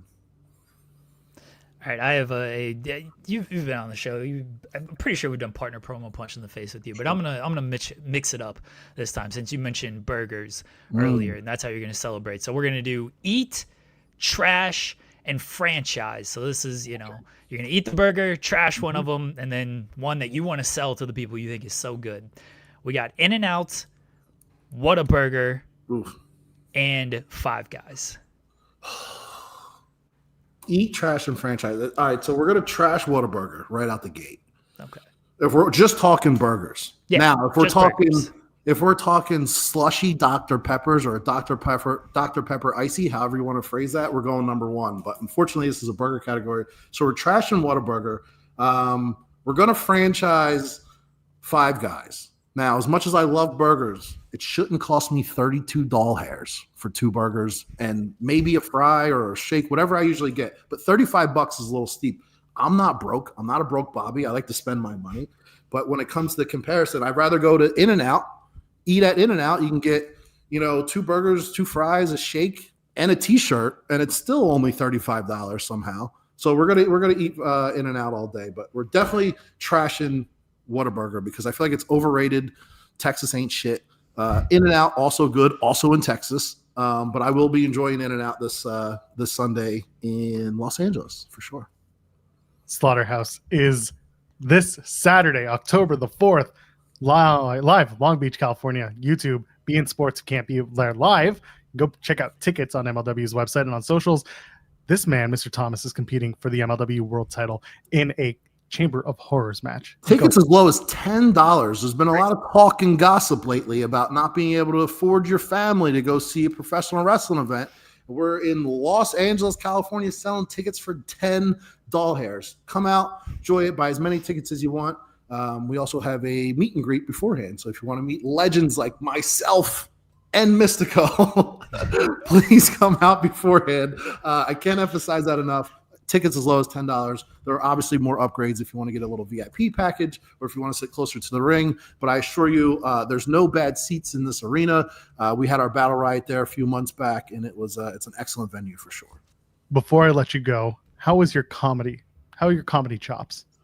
Good. I'm 10 out of 10. I'm up to date on comedy. I don't consider myself, I like hack comedy such as Kill Tony, but, I've been out there. I've, grew up about a mere 45 minutes from Shane Gillis. So I get all the laughs. So I have this idea for MLW to make Slaughterhouse a bigger weekend event. Let's do it. So you have Slaughterhouse on October the 4th, right? On a Saturday night. What if either the day after or the day before you present MLW's big stand-up event, Laughter House, where we cut out the S and it's Laughter House? I love this. I love a reason for anyone to come out a day early, and we can always sell joint tickets. Anything to make more money, I'm always in on. I'm not sure we'd have to hit up Paul Walter Housing to get some, connections. But being in LA, this should work in LA. Maybe not necessarily at night, but some of these comedy store guys we can drag across town to do a 3 or 4 o'clock. I don't know. You know how these fans are sensitive. I like a good roast, and I like to make fun of people. And I think nothing should be on, off the table when it comes to, poking fun at other people. But sometimes in today's climate, you got to be a little more sensitive to certain people. But if you like jokes, we should do it. If you don't like jokes, you shouldn't come out. I would suggest to be the host right now. Tell MLW officials that I volunteer to do I don't work for free, but if you want to add another payday to my schedule, absolutely, I'm there for it. So let's get it. I love this idea. If you get me 2 or 3 comics that work as cheap as some of these independent wrestlers, then we're already up 25% on profit right here. Just bring it to Court and the gang when you get to work and just be like, hey, we got an idea from one of the shows. And he'll be like, we've heard it for years. We're not doing it. It's fine. Anything for a few extra dollars. And I will say, let me just throw this out there. I don't want to hold up the show, but I'm happy that we're rerunning Slaughterhouse. It's ironic that the last time we had to cancel an MLW show, the only time that we had to cancel an MLW show, it was also Slaughterhouse, which was right here, not in my hometown, but where I currently live, Tampa, Florida. We were going to be in St. Pete. The hurricane affected that show and affected everything around us. So unfortunately, we had to cancel that. Ironically, I was scheduled to wrestle for the tag titles with Alex Kane on that show, but full circle, not that this was in my contract, brother, but full circle. I appreciate MLW making it up for me, put me back in the main event, giving me a world title shot. I earned the world title shot, but allowing me to have a world title shot and putting me on the main stage out here in Los Angeles for the world to see. I greatly appreciate it to MLW and everybody involved for sure. we're looking forward to this show this Saturday. Go check out MLW Slaughterhouse and put it in the chat that you want Laughter House to be a part of that weekend. We're going to make it. Listen, if you guys don't know me, follow me. I'm out here on Mocha Traps. Mocha, like your favorite hot coffee drink. Traps, like these things that sit on my shoulder. I am on the Instagram. I am on the X platform, as they call it now. I'll be at MLW on October 4th in Los Angeles. I'll also be at Rad Pro Wrestling in Massachusetts on December 6th. I might not be wrestling, but I'll be there in a managerial capacity. I'm pretty sure I'm sponsoring that show with my small business. More on that later. I won't clog up too much time, but I appreciate you guys having me. Support wrestling, support MLW, support your local dog shelter. Stop being so negative. I say this every time I'm here. Bring wrestling together. So much negativity in this world. Everything's split down the middle. Let's just become one. We're all made fun of because we like this one thing. Let's be a real community instead of working against each other. I promise you. MLW's on the up and up right now. Wrestling's on the up and up right now. Big things coming for the new year. Just be supportive. It's not that hard. If it's not your cup of tea, don't say nothing bad. Just move on. Stop criticizing everything. Let's have fun. Pro wrestling, goddamn. Let's go have some fun. I can't say anything more to that. We appreciate it, Mr. Thomas. You got to watch the Chamber of Horrors match, WCW, early 90s. I'm going to watch it right now while I go do cardio, I promise. You got to see what you're in store for. And bring me back so I can do a full review. We'll do a full update. We'll do it. We can do that. Yes. I'm down. Hit me up anytime. Thank you. Thank you so much. Thanks, guys. Take care. The one and only Mr. Thomas. He's fantastic. Love those conversations. I swear we're going to make it happen. Laughter House is coming. Oh my gosh, he indulged you on that. That's very frustrating. Listen, I gave you partner promo punch in the face. Least you can do is indulge the MLW Laughter House weekend. You needed to pitch it earlier. It's this weekend. I mean, you did pitch it earlier. You pitched it a while for ago. A year. But you know, it might be too late in the game to actually set it up now. Maybe next year they'll actually run this thing. Unfortunately, I only have such a long runway because their shows just pop up out of nowhere. I'm telling you. It's like every other month, but then they do the taped special every in between of that as well. Because there's the taped show this past weekend. Yeah, like Slaughterhouse is live, and then the Fury Road show was a taped show that they taped off the back of Super Fight, right? Yeah. So that's always the tough part, is just trying to figure out the taping schedule. When it's great when the talent comes and joins us. This is what we need, though. They need Laughter House. We're gonna make it a big 2-day event. MLW is gonna make bank, and we're all gonna do the Macarena at the end. Maybe not that part. Anyway, what else is left? We gotta talk about Collision. Shout out to Hologram, man. He's gonna be out. Yeah, that's unfortunate. He's out indefinitely. We don't know. Sean had kind of alluded to the fact that it's knee related, but it looks like a long time. That's over in our Patreon. But yeah, instead of Hologram facing Kyle Fletcher this Wednesday on Dynamite's 6th anniversary, it's going to be Orange Cassidy taking over that spot. So clearly, to me, that means Orange Cassidy is clone, and he took out Hologram. That's what it meant, right? I mean, maybe. I do like the Orange Cassidy and Kyle Fletcher match. I said that Orange Cassidy should have been the one in this spot anyway. So I just feel like they listen to me, and I always appreciate when they listen to me. As they should. But yeah, that's definitely a different match than what we were going to get. But otherwise, I mean, it's not a bad match at all. I'm looking forward to it like you are. I thought it was a pretty paint by numbers Collision. Some stuff was weird. So going back to the Hologram stuff.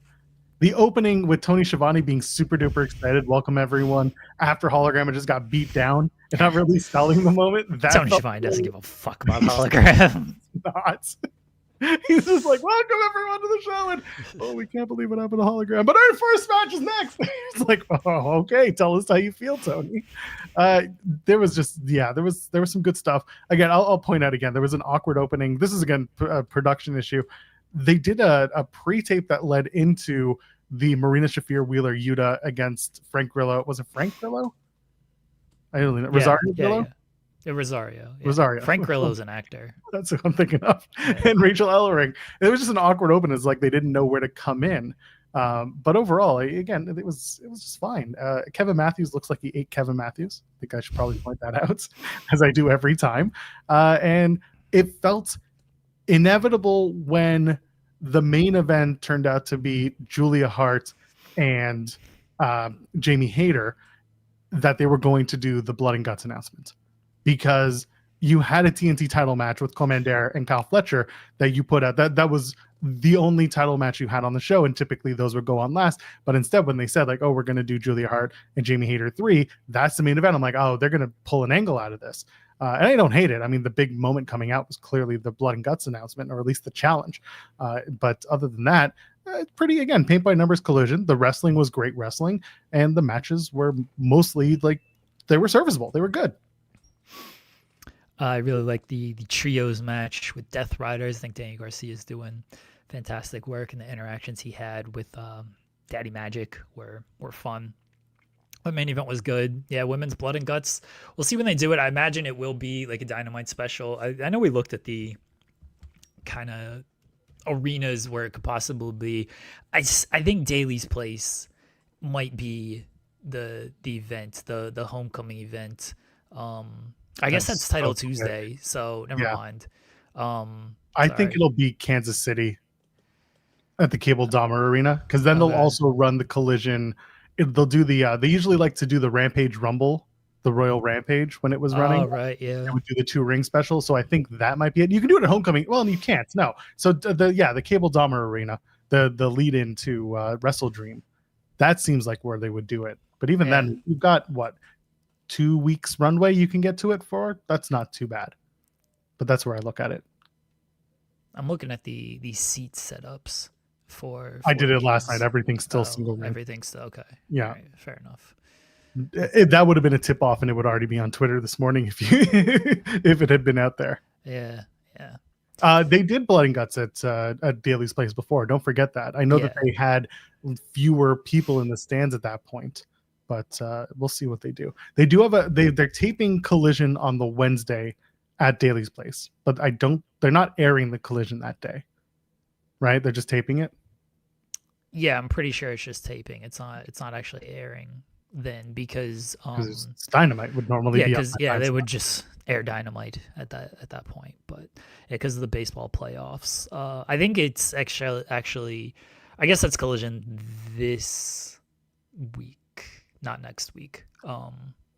Because they're taping Collision. No, they're taping Collision on Thursday this week, but it's airing on Saturday. It's not airing on Thursday. Right. But yeah, I imagine Collision. I mean, I guess check the TNT schedule. I imagine it's airing on Saturday next week as well. Someone asking why not B&G, why not Blood and Guts of Wrestle Dream? It feels like if you're just doing 2 rings for a show of that magnitude, it's a little. It's too much. You can maximize revenue getting floor seats, and pay-per-view has been maximizing on revenue in every capacity. You want to keep that as 1 ring. You just want to keep it as is. They are, Collision's airing on October 11th, so it's being taped on the Wednesday and airing that Saturday.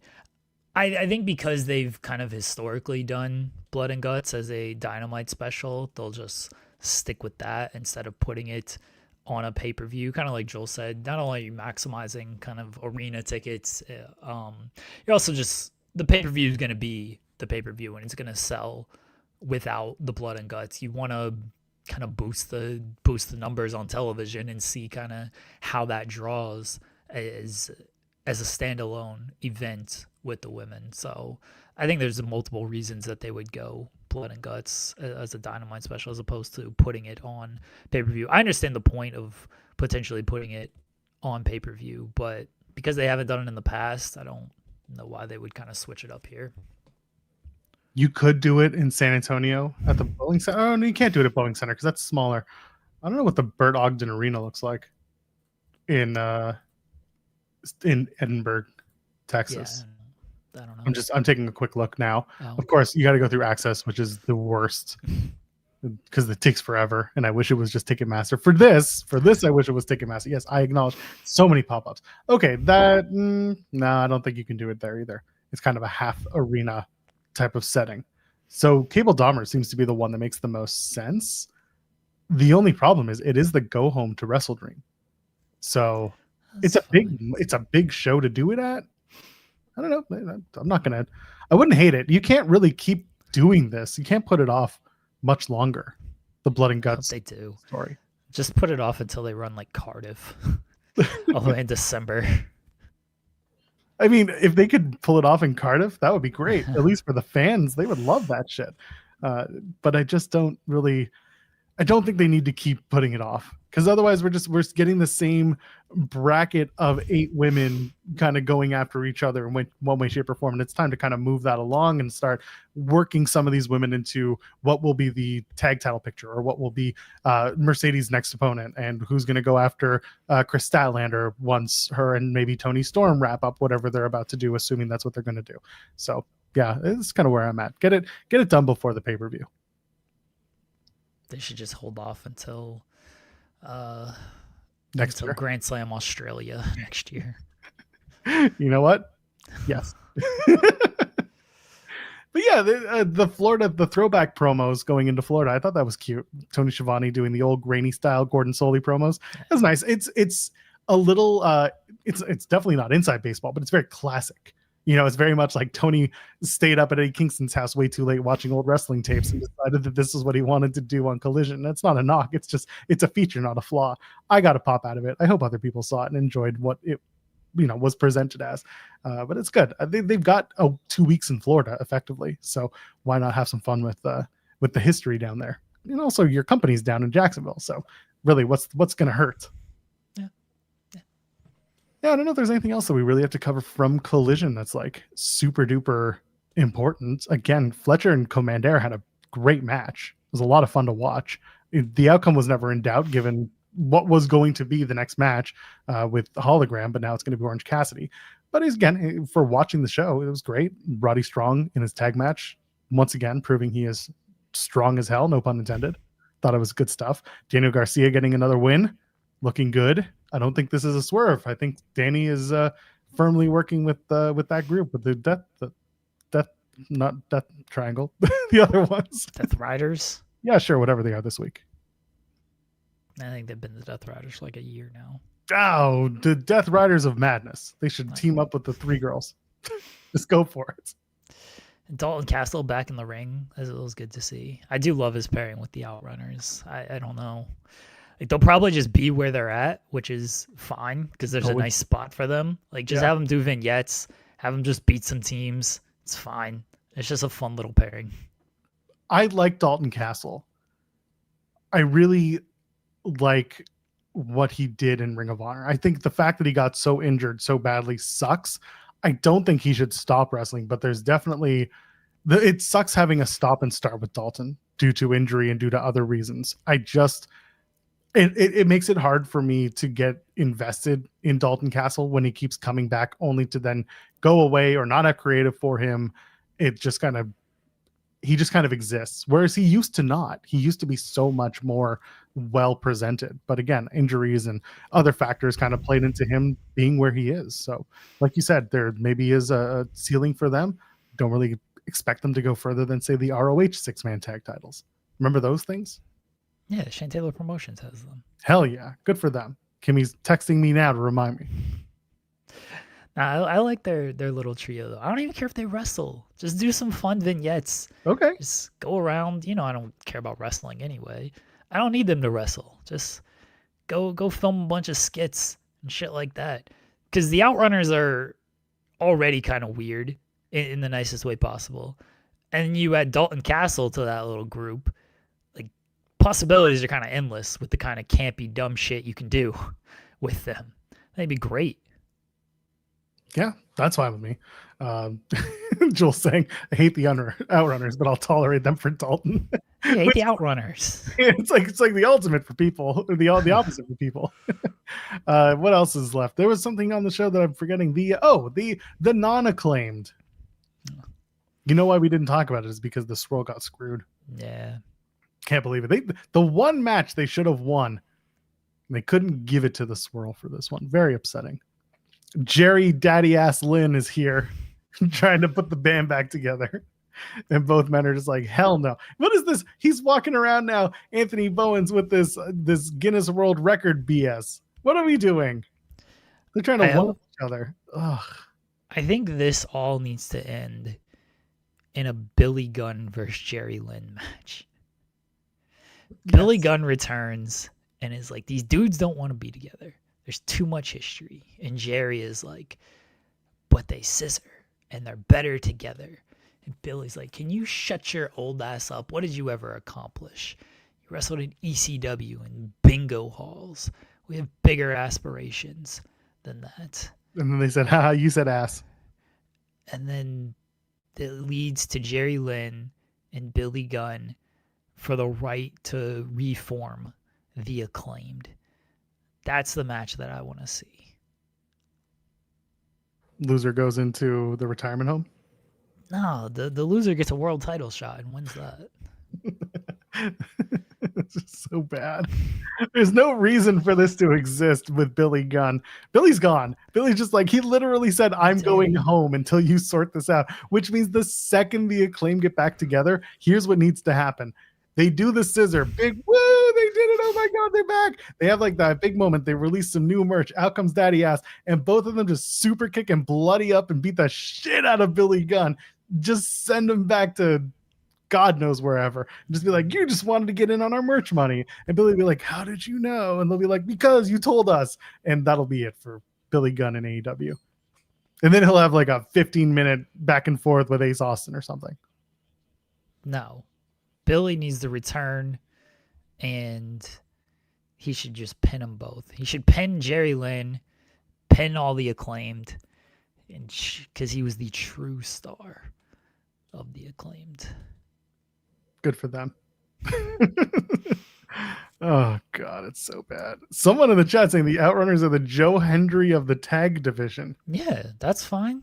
Do you say their name and they appear? Is that what happens? But see, they know that's where they're at, though. That's their spot. There's nothing wrong. Those spots exist and need to exist. There's nothing wrong with that. Joe Hendry, the issue was they're trying to make him the world champion. And if you're going to do that, you can't be the Outrunners. Like, you just can't. So, no, nothing wrong with that little Joe Hendry spot. Not at all. And in the least surprising news of the night, Ace Austin joins the Bang Bang Gang. Yeah. Good for him. Good pairing. Yeah. Someone's got to do it. Someone's got to join them. I was about to say something and I forgot. Oh. I forgot what I was going to say. Anyway, nothing else from Collision jumps out at me. How about you? Well, that was about it. Street Profits on SmackDown got back together again. They're the number one contenders. Brothers fight. And then they're going to lose to the Wyatts and they're going to tease another breakup. And again, remember, folks, the Wyatts are not dropping those tag titles until at least November 1st. SmackDown is it a Halloween SmackDown this year? Yes, it is. Friday the 31st is SmackDown. So November 7th is when the Wyatts will drop those tag titles. Have fun. But the Profits are back. That's all I got. That's SmackDown. And the Street Profits are back, and they're on the same page, and Miz and Mello are not on the same page. Last Man Standing, Priest and Black. What do you think? SmackDown Australia? What is that what they're doing? I mean, they certainly mentioned Last Man Standing. Damian Priest, after he got knocked out, Aleister Black was something along the lines of, one of us will be the last man standing. And it feels like they'll just do that match at the SmackDown in Australia going into Crown Jewel. Okay. There we go. My favorite part of that whole segment, by the way, Kit Wilson in a wheelchair starts it off. He goes to get up and talk down Damian Priest. And if you look in the background, there's a guy who walks through the curtain like a production guy. And then he just kind of starts backing away slowly as if he didn't mean to walk in on the pre-tape. And instead, Shinsuke Nakamura. That was later on when Sammy and Dragon Lee had their thing, which, by the way, weeks ago, people were like, that's the Wyatt Six. And we were like, no, it's definitely Shinsuke. Shinsuke and Sammy are definitely coming up after Oba Femi beats Sammy, right? Yeah. That'll be it. I'm really just trying to talk around the inevitable Paul Heyman stuff, but want to talk about the SmackDown Women's title real quick. Finish was what turned out to everyone. That sucked. That wasn't fun. Yeah. It was weird because, I mean, it was weird because it wasn't good and they screwed it up. like when Jade pinned Nia. Sorry, I was wrong. Sorry, chat's right. I was wrong. Ray Phoenix, not Dragon Lee. I misspoke. Wow. It was Ray Phoenix. I'm sorry. Wow. My bad. Continue. I thought I just missed a segment from SmackDown, and Sammy was talking to Dragon Lee this past. No, you're just enabling the ignorance, Jeremy. That's all you're doing. I see it. Continue. It was weird because Jade pins Nia, and I noticed this immediately. Like Nia like pushes her off, but Jade keeps the pin, and then Tiffany comes in and does the drop kick on Nia, and does the pin and it's a drop kick on Jade. Sorry, yeah, and then goes to pin on Nia. Yeah, and pins Nia, and then Daphne counts 2, pulls up, and then Nia says something to her, and then gets her shoulder up. She says, "Was I supposed to kick out? That's on me." I went back and rewatched, and that's what I gained from it. Lip reader Joel over here. I'm trying my best to with my headphones up and with everything. I was just staring at like, did she say, "Was I supposed to kick out? That's on me." It was an odd sequence because people are gonna say who's at fault. I guess Nia's at fault if she said that's on me type of thing. Like Daphne should have just counted it. Because if that was supposed to be the finish, because people were like, oh, well, Tiffany was late on knocking Jade off, and so that's why Nia like kicked out early or whatever. And maybe Tiffany was late on it, but if Nia was supposed to kick out, she has to kick out. That's not Tiffany's fault for being late on that. It was just, yeah. Things went wrong, and it didn't look good, and kind of it took away from the match. Because I thought they were having a good match, but everybody's just gonna remember that finish. They were having a good match. It sucked that it had to end that way, but it is what it is. The 7 count was unfortunate. They should have just counted 3 and let it move on. Yeah, go back and watch before Jade gets hit with the drop kick. Go back and watch Jade pinning Nia, because again it's an awkward, like Nia shoves her off, like Nia kicks out early on that, because it didn't seem like Tiffany was late because it was a 2 count. I thought Nia was like early on trying to kick out, and I didn't know why she like pushed her off on that.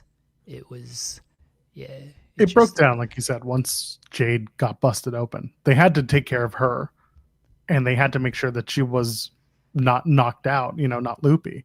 But again, you could have finished the match with the basement dropkick, getting Jade out of the ring and just steal the pin. But because she's a babyface, from a psychology standpoint, you don't want to have it be like Tiffany stole the win from Jade, because they didn't want to open, I guess, that up again, even though Jade's going to come back and be like, I didn't get pinned.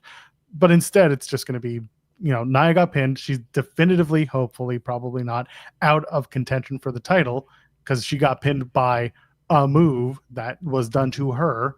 Therefore, she's done. She's out of the title contention. But Jade can come back and be like, you didn't pin me. And, you almost screwed me out of my opportunity. There's a reason for it, but yeah.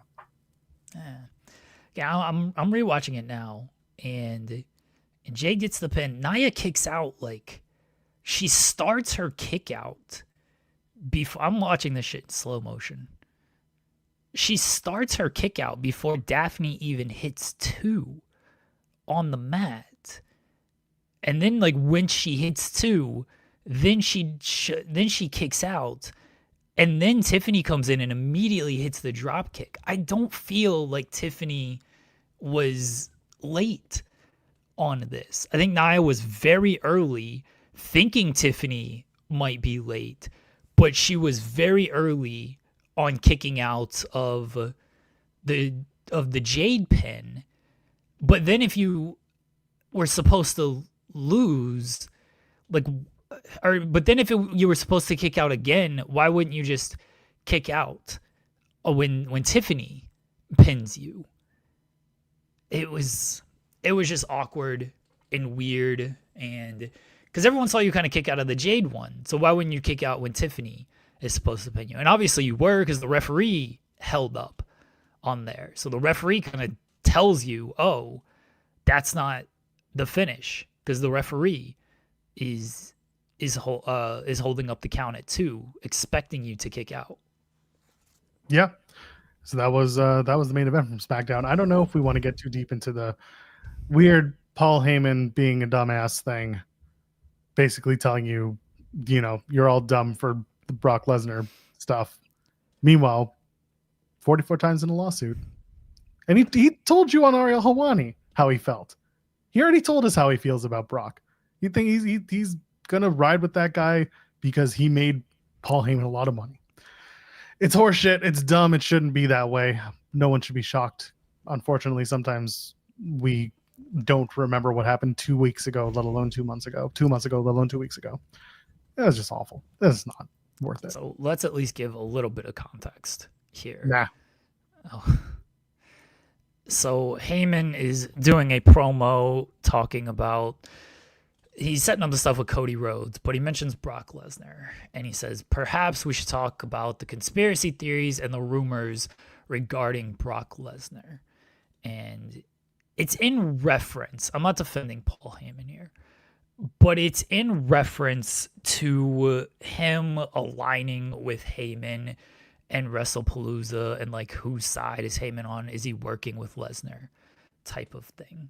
That is what Heyman is, I think. I could be completely off base. Again, I'm not trying to defend Paul Heyman. That is what I think he is trying to just work around and allude to here, because that's the story they are trying to tell. Because Cody kind of mentions it as well.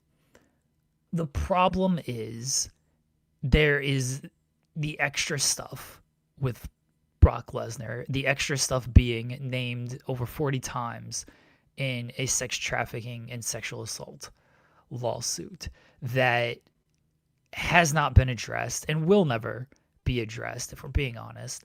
And so Heyman doing this and saying, oh, let's talk about the rumors and conspiracy theories, is just rubbing it in your face in a storyline way, because it's like you can have plausible deniability of, oh, we were talking about the storyline there. But they know what they're doing, because this is what they do. And they've done it before. And them bringing Brock Lesnar, just bringing him back, is rubbing it in your face. Like, we know why you might be mad, but we don't really care. As Joel mentioned, Heyman on other shows has talked about Brock. It's like, well, he's still a big draw. You can't cancel Brock Lesnar. Blah, blah, blah, blah, blah. Like, they know what they're doing with this stuff. And that's what makes it just as bad, that they're doing it in the first place. So yeah, I will try to give them some benefit of the doubt when it comes to, oh, he's just talking storyline. But they also haven't earned any of that benefit of the doubt with, this is just their MO. The storyline has always been Paul goes to the next cash cow. Okay, good for them. But he, like you said, just rubbed it in your face. If you knew, you knew, and a lot more people know than you think. And I'm sure there are going to be people, mostly whatever, there are going to be people defending it to the ends of the earth, and that's going to be on them. But you know what? There is such a thing about being on the wrong side of history. So we'll just we'll leave it at that. I thought it was gross. Kate did the post show on Friday and talked all about it. Just said in the chat, I ranted so hard I burned calories. Go check it out. It's a very honest and very good rant. Raw tonight is from Raleigh, North Carolina. 7 p.m. starts Eastern time. I'm doing the post show with Grand Pooh Bear. Sean Ross Sapp is on assignment. He's going to go to watch the Bengals lose. Let's face it, they're just going to lose. Monday Night Football, they're going to lose. Anyway, Rhea Ripley and Io Sky are going to be on the show. AJ Styles and Dragon Lee, AJ Lee as we call them, they're going to team up to take on Los Americanos, whichever ones show up to the show. Tag team tornado match. The Usos take on the Vision, Bronson Reed, Braun Breaker, Bayley and Raquel Rodriguez, and the Intercontinental Championship. Rusev goes up against champion Dominic Mysterio. Anything stand out for you? Rusev and Dom should be something. We'll see how that goes. Otherwise, they're doing a tornado tag so they can do a bunch of interference, and that's something. Yeah, seems fine. Seems like a show. Yeah, feels like a Raw. And I'll be talking about it with our pal Grand Pooh Bear over on the main channel, where you can go watch Grapsity now. They're live, so go check them out. We didn't want to stay too much over our time to go give them a little bit of a lead in. Who am I kidding? People just leave our chat to go watch them. It's fine. I get it. It's okay. Anyway, just leave a thumbs up. Jeremy, do you want to plug anything? No, never. Shout out to Mr. Thomas.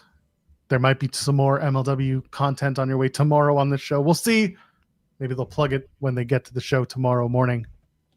But for Jeremy, you know who he is. You know who I am. Tomorrow morning, 10 a.m. Eastern, Jeremy SV3 break down a whole bunch more. Till then, ladies and gentlemen, friends beyond the binary, we'll see you in the next one. Cheers.